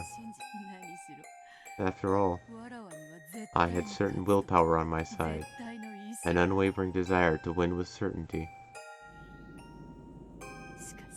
However, I've now lost that miracle completely, and that certain willpower resides in Battler, leaving me certainly without even a 1 in a million chance at a miracle. Or perhaps I should say, I've been left without a miracle, or certainty. I will have no victory, and no end through a tie. The only resolution allowed to me is to continue on resisting, until defeat is given to me in this game. That's right. I am fighting only to be killed by Battler. I looked into Battler's eyes. That which was reflected inside them wasn't me.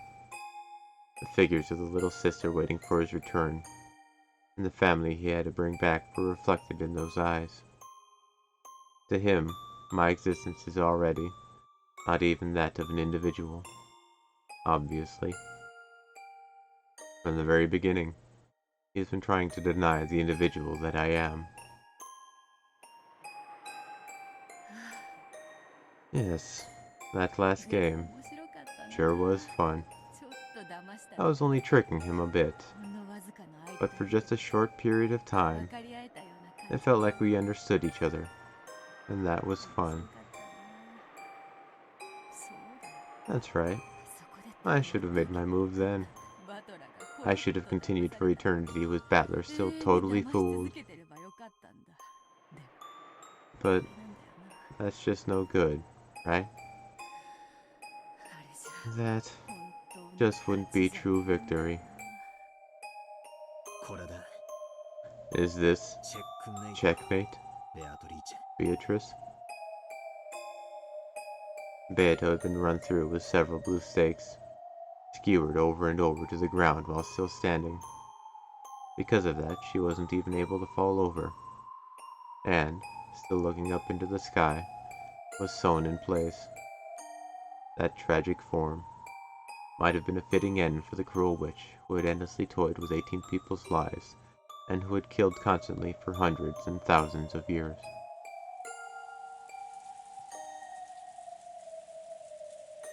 Gently, As though someone was mourning over something, rain began to fall. Amid that rain, Beato was soaked and crucified. Is it over, Beato? Can't even let out a squeak. Not yet. You aren't a woman who will let things end with just this. Don't be ridiculous. How can you look at this and think that it isn't over? Quickly, deliver the final blow.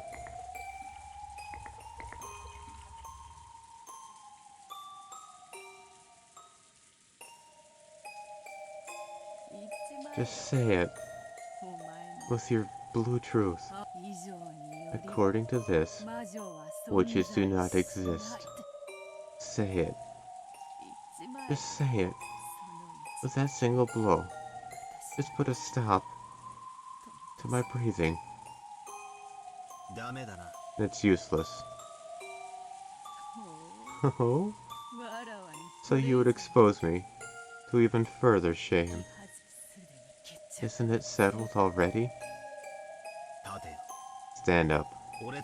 Our brawl still isn't over. Not over, you say. That just now wasn't you losing. You just stopped and gave up. Isn't that enough? Wouldn't giving up mean your victory? You should return to your little sister. Right away. Just throw me away. Right here. Didn't I tell you? I won't run away. And I won't let you run away. Just who are you? And what in the world is it that you want? If you want to know, why don't you just try your favorite move? Isn't it better this way? With me as a mere delusion, an illusion. Isn't that enough? It's all useless. I won't let you run away. I'll break through you. How could I let you run away like this? I won't let you run back to the darkness of illusions while you're still all hazy like this. I'll break through you. Completely. So stand up. Don't act all frail like that. You're still hiding several moves. I can tell. Why won't you just let me escape? Dad, Mom, and Angie, all the cousins and all the relatives, and all the servants. You toyed with them so much and killed them. I definitely won't forget and won't forgive that inhumanity. I can still feel Angie's arms on my shoulders. I won't forgive your inhumanity. So I won't let you get away like this. Battler's eyes burned with the flames of hatred. The time had long since passed during which pitiful behavior would have earned his compassion. After being tricked once, Battler will never sympathize with me again. Instead of the wolves and sheep puzzle, this is like the boy who cried wolf, isn't it? What am I supposed to do? What should I do? Is fighting endlessly only to avoid admitting defeat a fitting endless torture for the endless witch? Is endless harassing Battler to avoid giving him victory also parts of being the endless witch? It's so sad. Is this what the endless magic is? I've had enough. I've had enough of endlessly being toyed with by witches. I will have no victory, and no tie. In that case, there's only one result that can release me.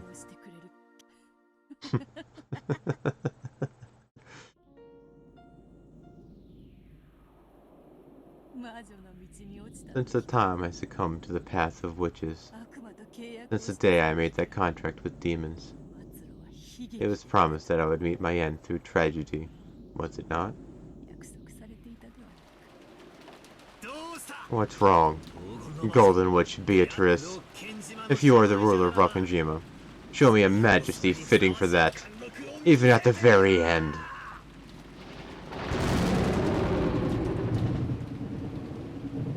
Lightning. The world was smashed with white.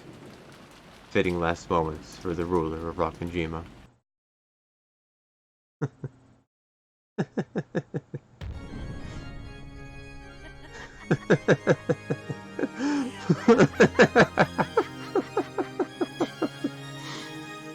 Still pierced by the blue stakes, Beato faced the rainy sky and let out a cry of laughter. Then, she slowly raised her face and stared at Battler. Fool. Just when I was about to praise your good fight and hand over victory, you shall regret that pride. This isn't something for you to hand over. I'm gonna take it from you. The same goes for you, right? You could never accept an easygoing victory where I just say, maybe witches existing isn't so bad. Isn't that the very reason you intentionally fell apart like that at the end last time? That's right. Last game you took pity on me just once, didn't you? So now I'll pay back that debt. Stand. My enemy, the Golden Witch, Beatrice.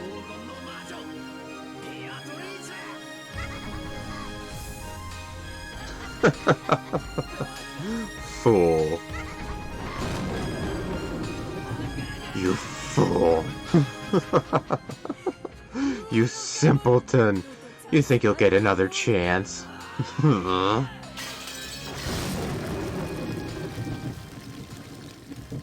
When Beato yelled, the blue stakes that had pierced her chest blew to bits and disappeared. However, the blue wedge that had pierced her foot in the very beginning did not vanish. You can't pull it out yet. You can't pull out the blue truth of the 18th person X. I will respond to one thing you told me to repeat. As you reasoned, Kinzo is already dead at the starting time for all games. However, this means that you can take one person out. Before now, I have proclaimed that no more than 18 humans exist on this island. I will lower that by 1 for Kinzo. No more than 17 humans exist on this island. That excludes any 18th person. In short, this 18th person X does not exist. This applies to all games.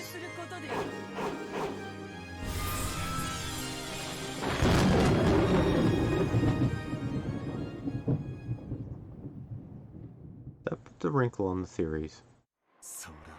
What do you know? Looks like you're still hiding some pretty crazy stuff up your sleeve, after all. The island, which had no more than 17 humans on it, has been set up to appear as though there were 18. Taking one off makes it 17. So we finally reached the correct number. This way, the wedge that knocked into you has been removed. We'll have to start this fight over, back from square one. The blue wedge that had sewn Beato into place broke apart. There's no longer anything piercing her. The scars on her body had disappeared completely.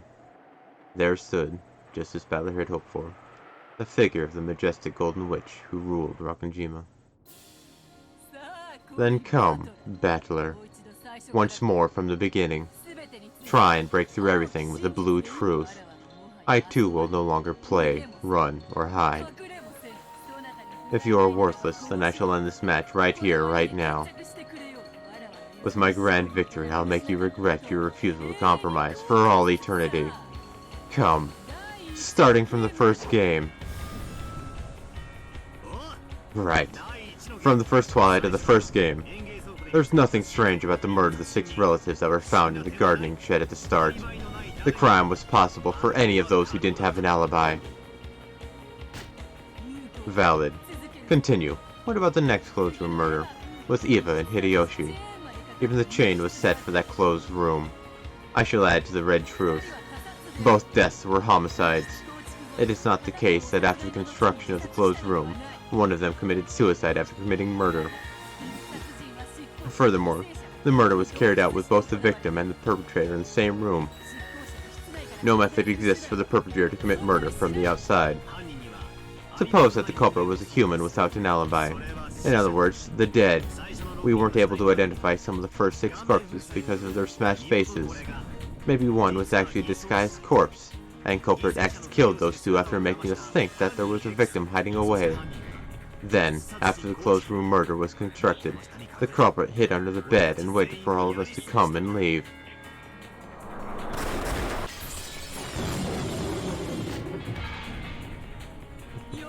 Very well. Next. Cannon was killed in the boiler room, correct? I shall add to the red truth. All of the survivors have alibis. Let us include the dead as well. In short, no kind of human or dead person on the island could have killed Cannon. If no one could kill him, then he might have been the one to kill. Cannon-kun might have killed himself. Repeat it. Cannon-kun did not commit suicide. Cannon did not commit suicide. One more. Repeat it. Cannon-kun's death was a homicide. I refuse to repeat it. By that refusal, it may be possible to view it as a homicide, but you've already proclaimed in red that no one could have killed him. In other words, it wasn't a homicide. This is the same as the linked closed rooms from the 3rd game. Cannon-kun died for a reason that was neither suicide nor homicide. The details are unknown, but he died to an accident. Because of the devil's proof, I refuse to explain what kind of blunder could have led to an actual death where a stake was driven into his chest.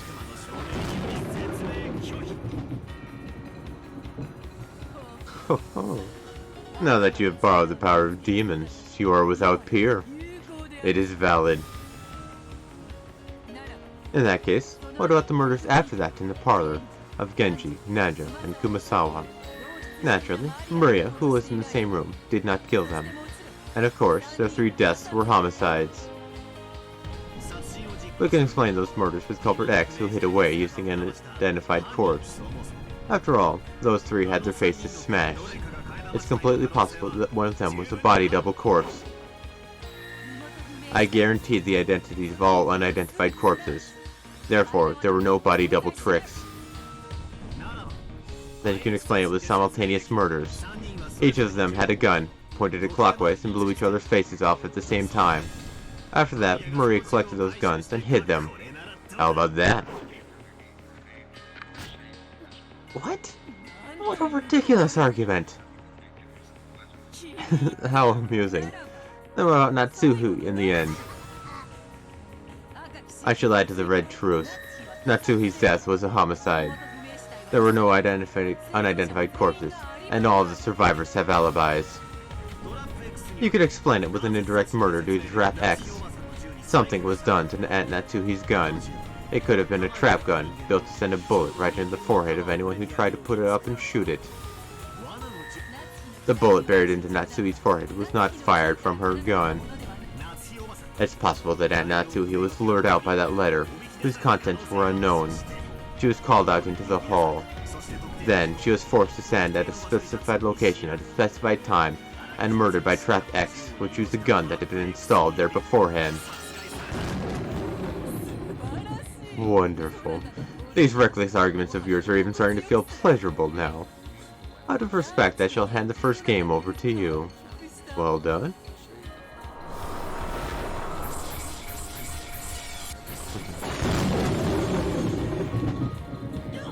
The instant Beto acknowledged your defeat in the first game.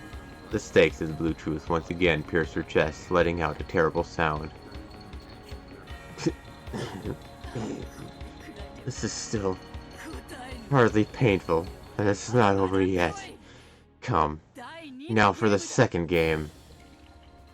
Beto just barely pulled out the stakes that had pierced her chest, but even though there were no holes left behind, she still seemed to be bearing a deep wound that was letting out a massive amount of blood, and she was tormented by an equally fierce pain. But Beto grinned, grinding her teeth, and pushed for the next game to start. But I won't feel sympathy for her. Just by her existing there, we've been killed and harassed over and over, and Angie's been burdened with a future of isolation. Correct. Just by my being here and laughing, this eternal hell will continue. I won't give your little sister back.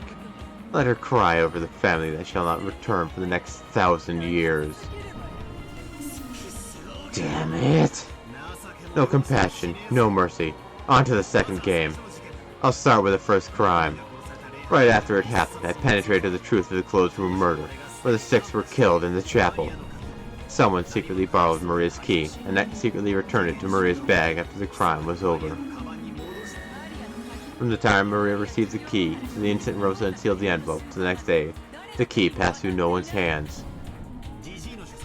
That door might have had an autolock, just like Gramps' study. In other words, it was unlocked before the crime, with a rock or something, wedged in so that it couldn't close completely. Then, someone gave the key to Maria. The lock was automatic, so it was possible to make a theory where the key wasn't needed. There were no doors without a lock other than Kinzo's study. The victims looked at the door from the inside. One of the 6 was the culprit, and this person killed the other 5, then pretended to be dead. The 6 were already dead by the time they were discovered. All of their deaths were homicides. All 6 were genuine victims and did not take part in a mutual murder. There were no simultaneous murders. There were people, Kumasawa-san in particular, who had no alibi at the time. If we assume that someone was hiding on the inside, then we've got no problems. There was no one hiding in the chapel. Therefore, the shut-in murder you suggest does not work. What's wrong? Is that all, Ushirmiya Battler? It's not so easy once you get to the second game, right? It was a thundering exchange of red and blue truth.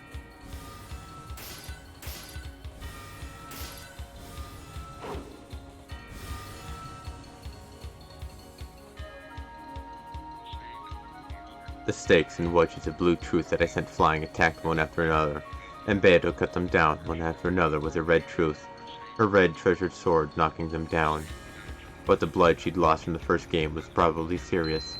This intense exercise was putting an even greater strain on her. I could also see her breath grow ragged. That's why I can't hold back now. I'll corner that witch. This time I'll break through her. Not yet.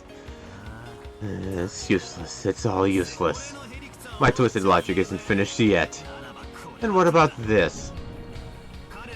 The food they were given had small bombs in it, which exploded from inside their stomachs. In other words, the crime was possible through Trap X, the exact nature of bombs they could swallow without noticing, and which could also blow open their stomachs is a devil's proof I refuse to explain. What the hell's that? Small bombs? But Beto failed to knock down the blue wedge as it flew at an angle like a breaking pitch. It let out a loud thunk and gouged itself deep into her left shoulder. However, even as the breaking pitch hit her, her laughter didn't seem to be stopping. Yeah, I get it, even though I think that theory's pretty screwed up. Laugh as much as you want. Got a problem with that? None. Quite a pleasurable, lactless argument. Next up is the closed room with Jessica and Cannon. No problems there. If the culprit was one of the servants, they could have used the master key. It's not even a closed room. After that, there was an attack in the servant room from a mystery person, who seemed to be Cannon, and Nanjo and Kumasawa were killed, right? I had already proclaimed Kennen's death in red before that time. So, who was that Kennen? If Kennen-jun's death was proclaimed with red, there's no way he was alive. Therefore, there's a chance that the one who attacked the group was in a disguise that made everyone mistakenly think it was Kennen-kun. They would never mistakenly think any person other than Kennen. Then, just like the heredity in Kinjo's name, there's a possibility that Kennen's name was inherited by someone. You could suppose that Kennen-kun was killed, a different person succeeded that name, and that this person attacked them. This is crazy twisted logic, I will admit. A sound like a watermelon being squashed rang out, and a blue wedge was buried deep into Beato's left flank. Maybe it hit a bad place, since it seemed to be really effective. After leaning over and moaning for a while, he laughed it off as though trying to make it seem like no big deal. Yeah, I get it. That must have hurt a lot.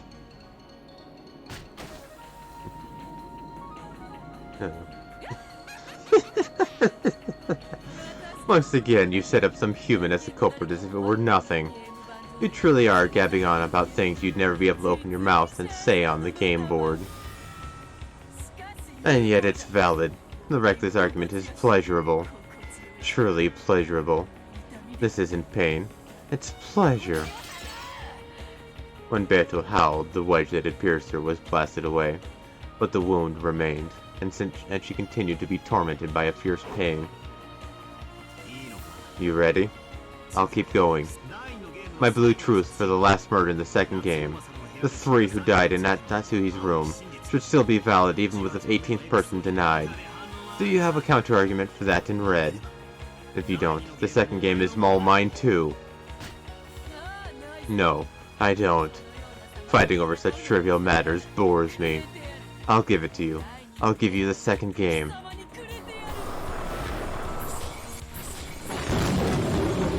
I'm just gonna keep going. No, I don't. Fighting over such trivial matters bores me. I'll give it to you. I'll give you the second game. The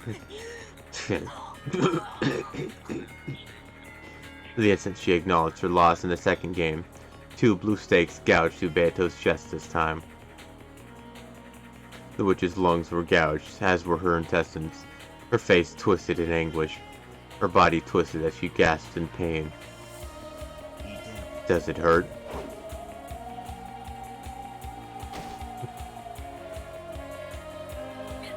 Does this hurt? No, this just tickles. At least compared to having your entire body torn to bits and turned into a pile of scrap meat like your sister. I'll make you scrap meat too. Then you siblings can all be mixed together like ground beef and pork.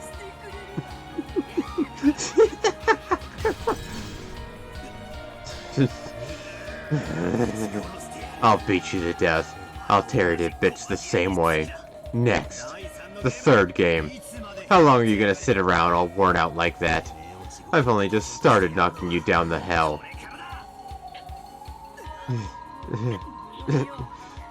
Naturally, as if something like this could wear me down. You're right. We're still just getting started. Come, let us begin the third game, starting with the sixth linked closed rooms. You supposedly did penetrate this closed room at the time, but then you killed off Kinzo.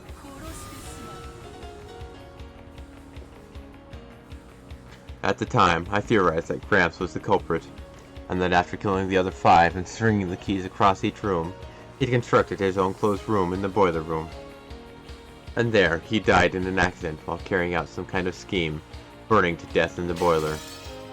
But now I've declared that Gramps was already dead, so I've denied my own theory myself, ironically enough. However, there's no problem. Plenty of people besides Gramps could have committed the crime. You could even claim that all the adults holding the family conference were in on it. All 5 master keys were discovered, each in the pocket of one of the servants. The individual room keys were found inside the envelopes alongside the corpses. In short, all keys related to the linked closed rooms were locked inside the linked closed rooms. No key could have been returned from outside the room using the crack of the door, the crack of the window, vent, or any place of the sort. Then they were killed with poison gas. Even if a key couldn't pass through, gas could, right?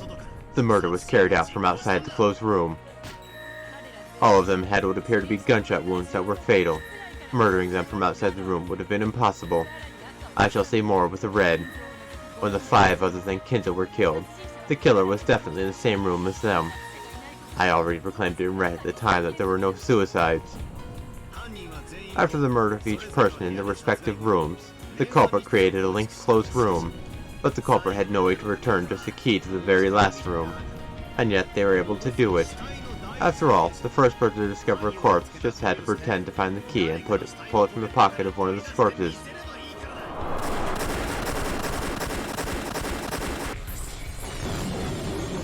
She couldn't fully block the resort of that blue stake. Beato was pushed back by the blue wedges that was unleashed on her one after another, finally failed to block one, and once again took a severe wound. As she howled in pain, she pulled out the blue wedge that had pierced her right arm. Beato's entire body had been torn apart and pierced with blue wedges, stakes, and blades, over and over again, and now she was totally covered in blood. But even so, Beato grinned, cackling as though this was amusing. How could a man who promised to bring Angie's parents home voice a theory where those parents are culprits? Splendid. Even that's just fine, right? Go be a big, happy family getting their hands dirty with mass murder. Then return to Angie stained with blood that will never come off. How could we expect anything less from the people who returned alive from the Witch's Island? Just what that mincemeat Angie needs.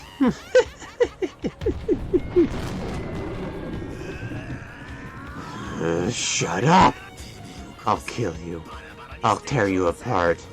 No need to waste your time begging for your life. I'll definitely give you the worst kind of death by my own hands. Yes, you probably could do it.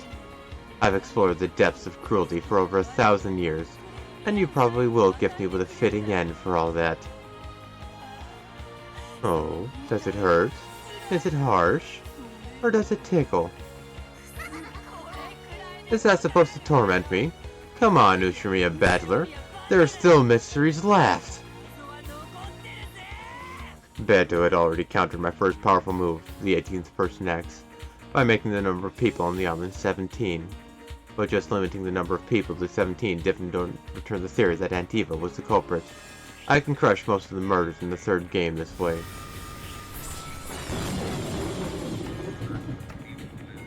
Blood dripped from all over the body of the Golden Witch. I cornered her, this time thoroughly without mercy. This isn't a game played to decide who wins and who loses. Yeah, we aren't playing. Even the time I spent playing and fighting like this delays my trip home. In her isolation, Angie will continue to have her heart torn apart by loneliness and sadness. I have to go back to Angie as fast as I can. You're all worn out, standing at death's door, aren't you?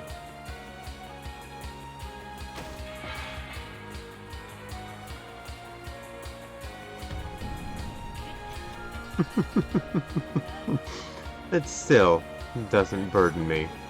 Something like this. It tickles. It looks like you don't need any mercy. I never asked for it in the first place. I'm going all out. Do so.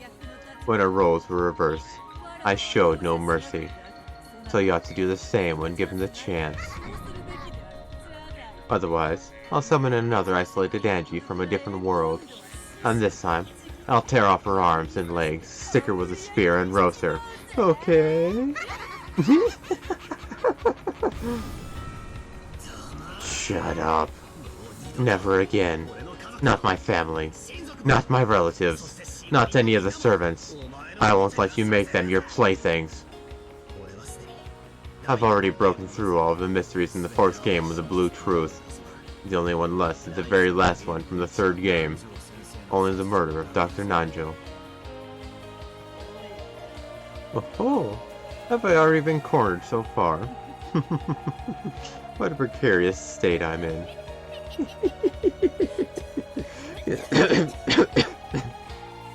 She coughed violently, spitting up blood. Her insides had been punctured through so many times. It was only natural. In other words, the mystery of Dr. Nanjo's murder is the last line of defense for you being a witch, right? As you say.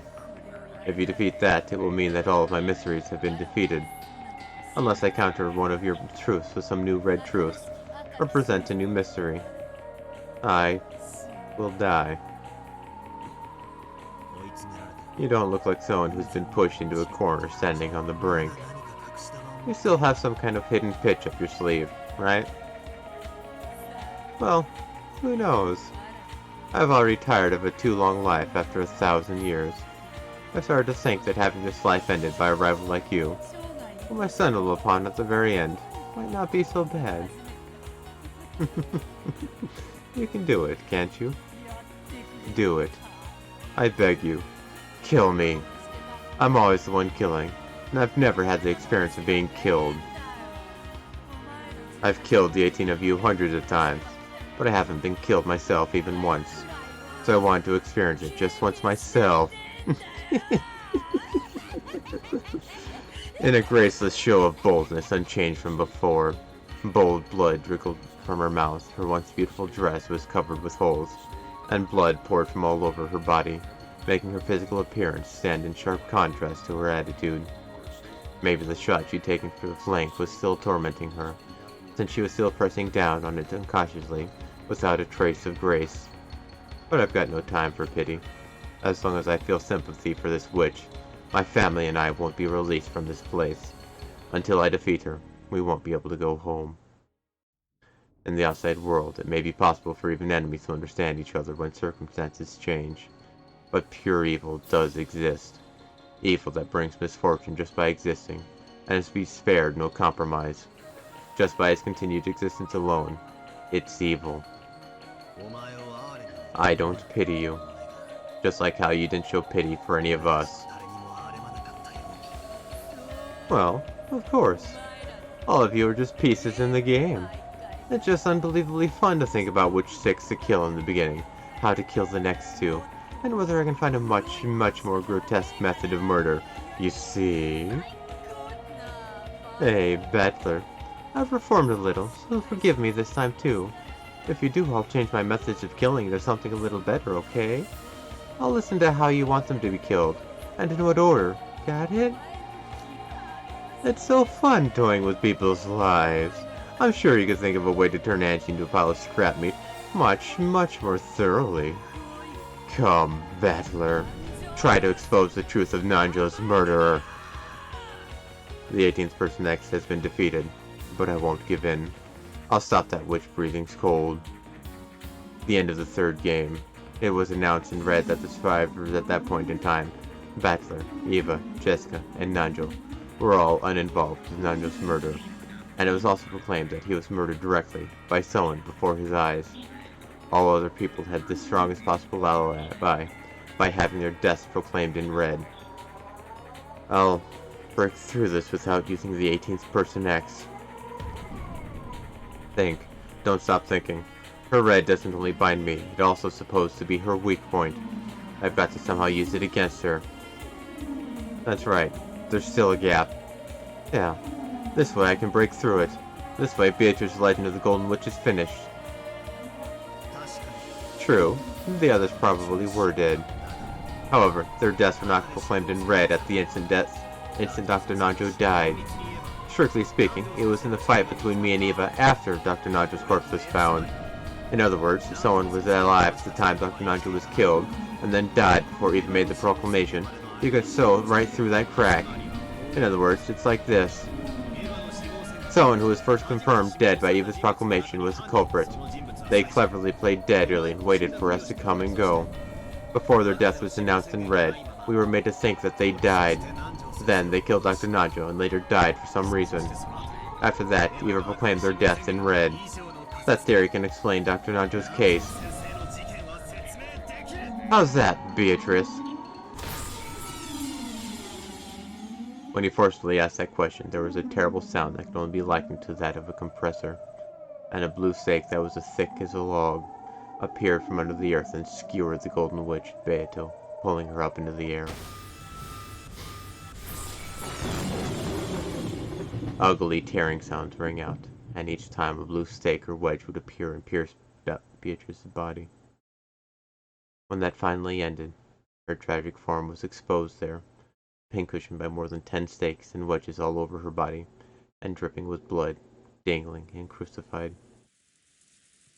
There was none of the dignity of the brutal witch who had sneered at the honor of the dead, and toyed with and killed hundreds of the living. The rain, which had started falling at some point, quietly tormented the crucified witch. As Balor heaved with his breathing, he waited for some kind of answer from the golden witch, although it wasn't long, and took the witch a bit of time to show any signs of life. It hurts. It hurts. You got what you deserve. Now you can experience a portion of the pain felt by all those you've killed. Even as he said that, it seemed Balor had lost a little of his momentum at this extremely pathetic sight. Even if it was an enemy, he couldn't look straight at a woman exposed in such a brutal fashion. But even so, unless he destroyed Beatrice, this battle wouldn't end. Battler, I beg you. Oh? Beato let out a sob. It hurts. It really hurts. End it. Even with this, I still can't die. Even though it hurts so much, I still can't die. What are you asking of me? End it.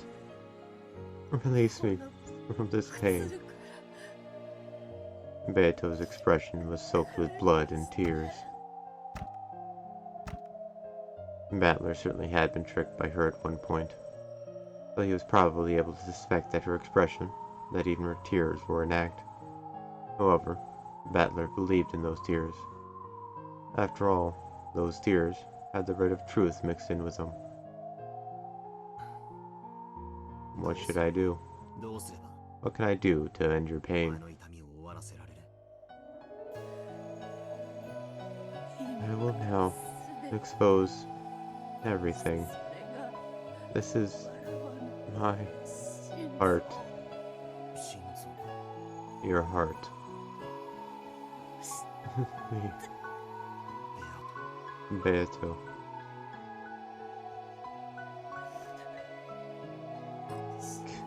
Help me.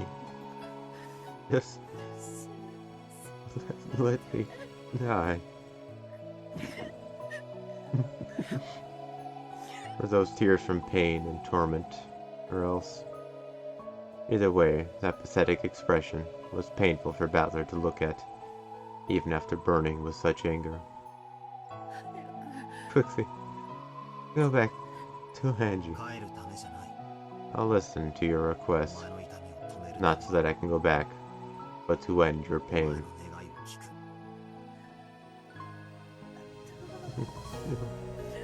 Battler. In her last breaths, Beato summoned up all of her remaining strength, and managed to close both of her hands into fists.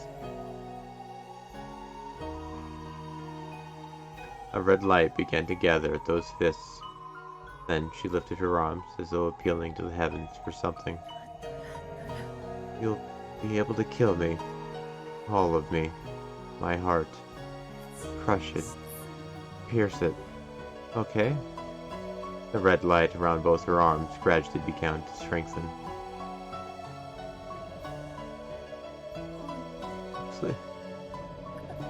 Please. After saying that much, her face tilted to the side a bit. Then her right arm lost its light and flopped down. But her left arm alone did not lose its light, and remained held out towards the heavens.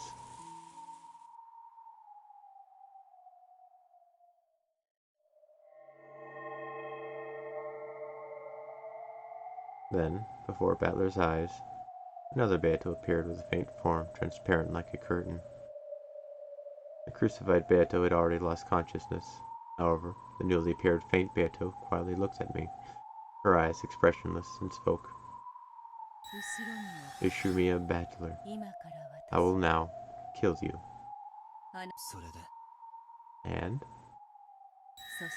And right now, there is no one other than you on this island. The only one alive on this island is you. Nothing outside the island can interfere.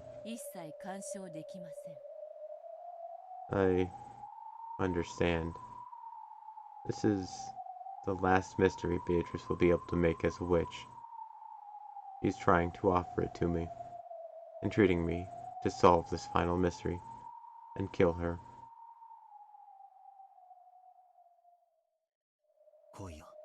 Do it. I'll accept your final mystery. You are all alone on this island. And of course I am not you. Yet I am here, now, and am about to kill you. Like a souped up version of Dr. Nanjo's murder. So?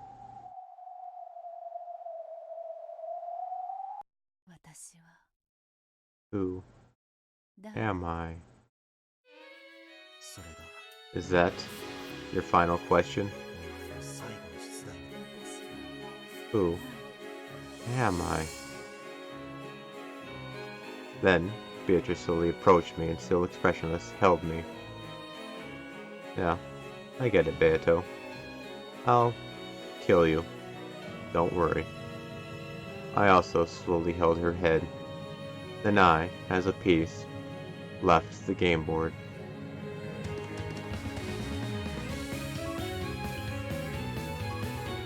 And that would be, I think, all of Umineko.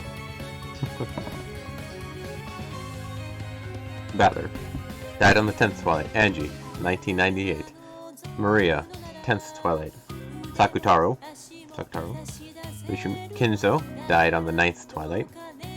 Kraus, 7th Twilight. Natsuhi, 1st Twilight. Jessica, 2nd Twilight.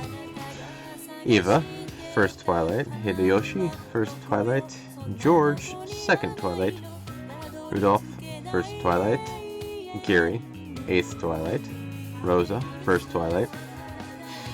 Nanjo, Teramasa, 6th Twilight. Genji, 1st Twilight. Shannon, 5th Twilight, but yeah, that was kind of out of nowhere. Kanon died on the 4th Twilight. Goda Toshiro, 9th Twilight. Kumasawa, Chio, died on the 9th Twilight. Eva Beatrice, Regilia, Ronove, Lucifer, Leviathan, Satan, Belphegor, Mammon, Beelzebub, Asmodeus, Chester 410, Chester 45, all of the goats, just all of the goats, Okanogi Tetsuro, Sumadera Kasumi, Professor Utsuki, Nanjo Masayuki, Kumasawa Sahakichi, Captain Kuwabata, Lambda Delta, Burn Castle. I'm trying to think of them before the game. Did they forget Gap? 4th game, Alliance of the Golden Witch. Maybe I just missed her. Enough for tomorrow? Yeah, maybe that'll be the nice intro and warm-up before we get into Doki Doki. But yeah, I'm half an hour over, so we'll leave the mystery for tomorrow. Leave the mystery for another day. Anyway, I wanted to give the ending justice and not just cut it partway through the first explanation. Addition of new elements has been added. You may find this new feature on the title screen. Yay. But yeah, I'll go and let's check out the main menu first. It's the same. Maybe it'll change after that one. But anyway, that is the story of Umineko Question Arcs, Episode 4. I still have one more part left, but we'll see with it after that. I don't know who these people are except for the goats. And the goats. Man, they had such... The most tragic ending was definitely the goats. See you later. Have a good one, everybody. I'm off. It's way past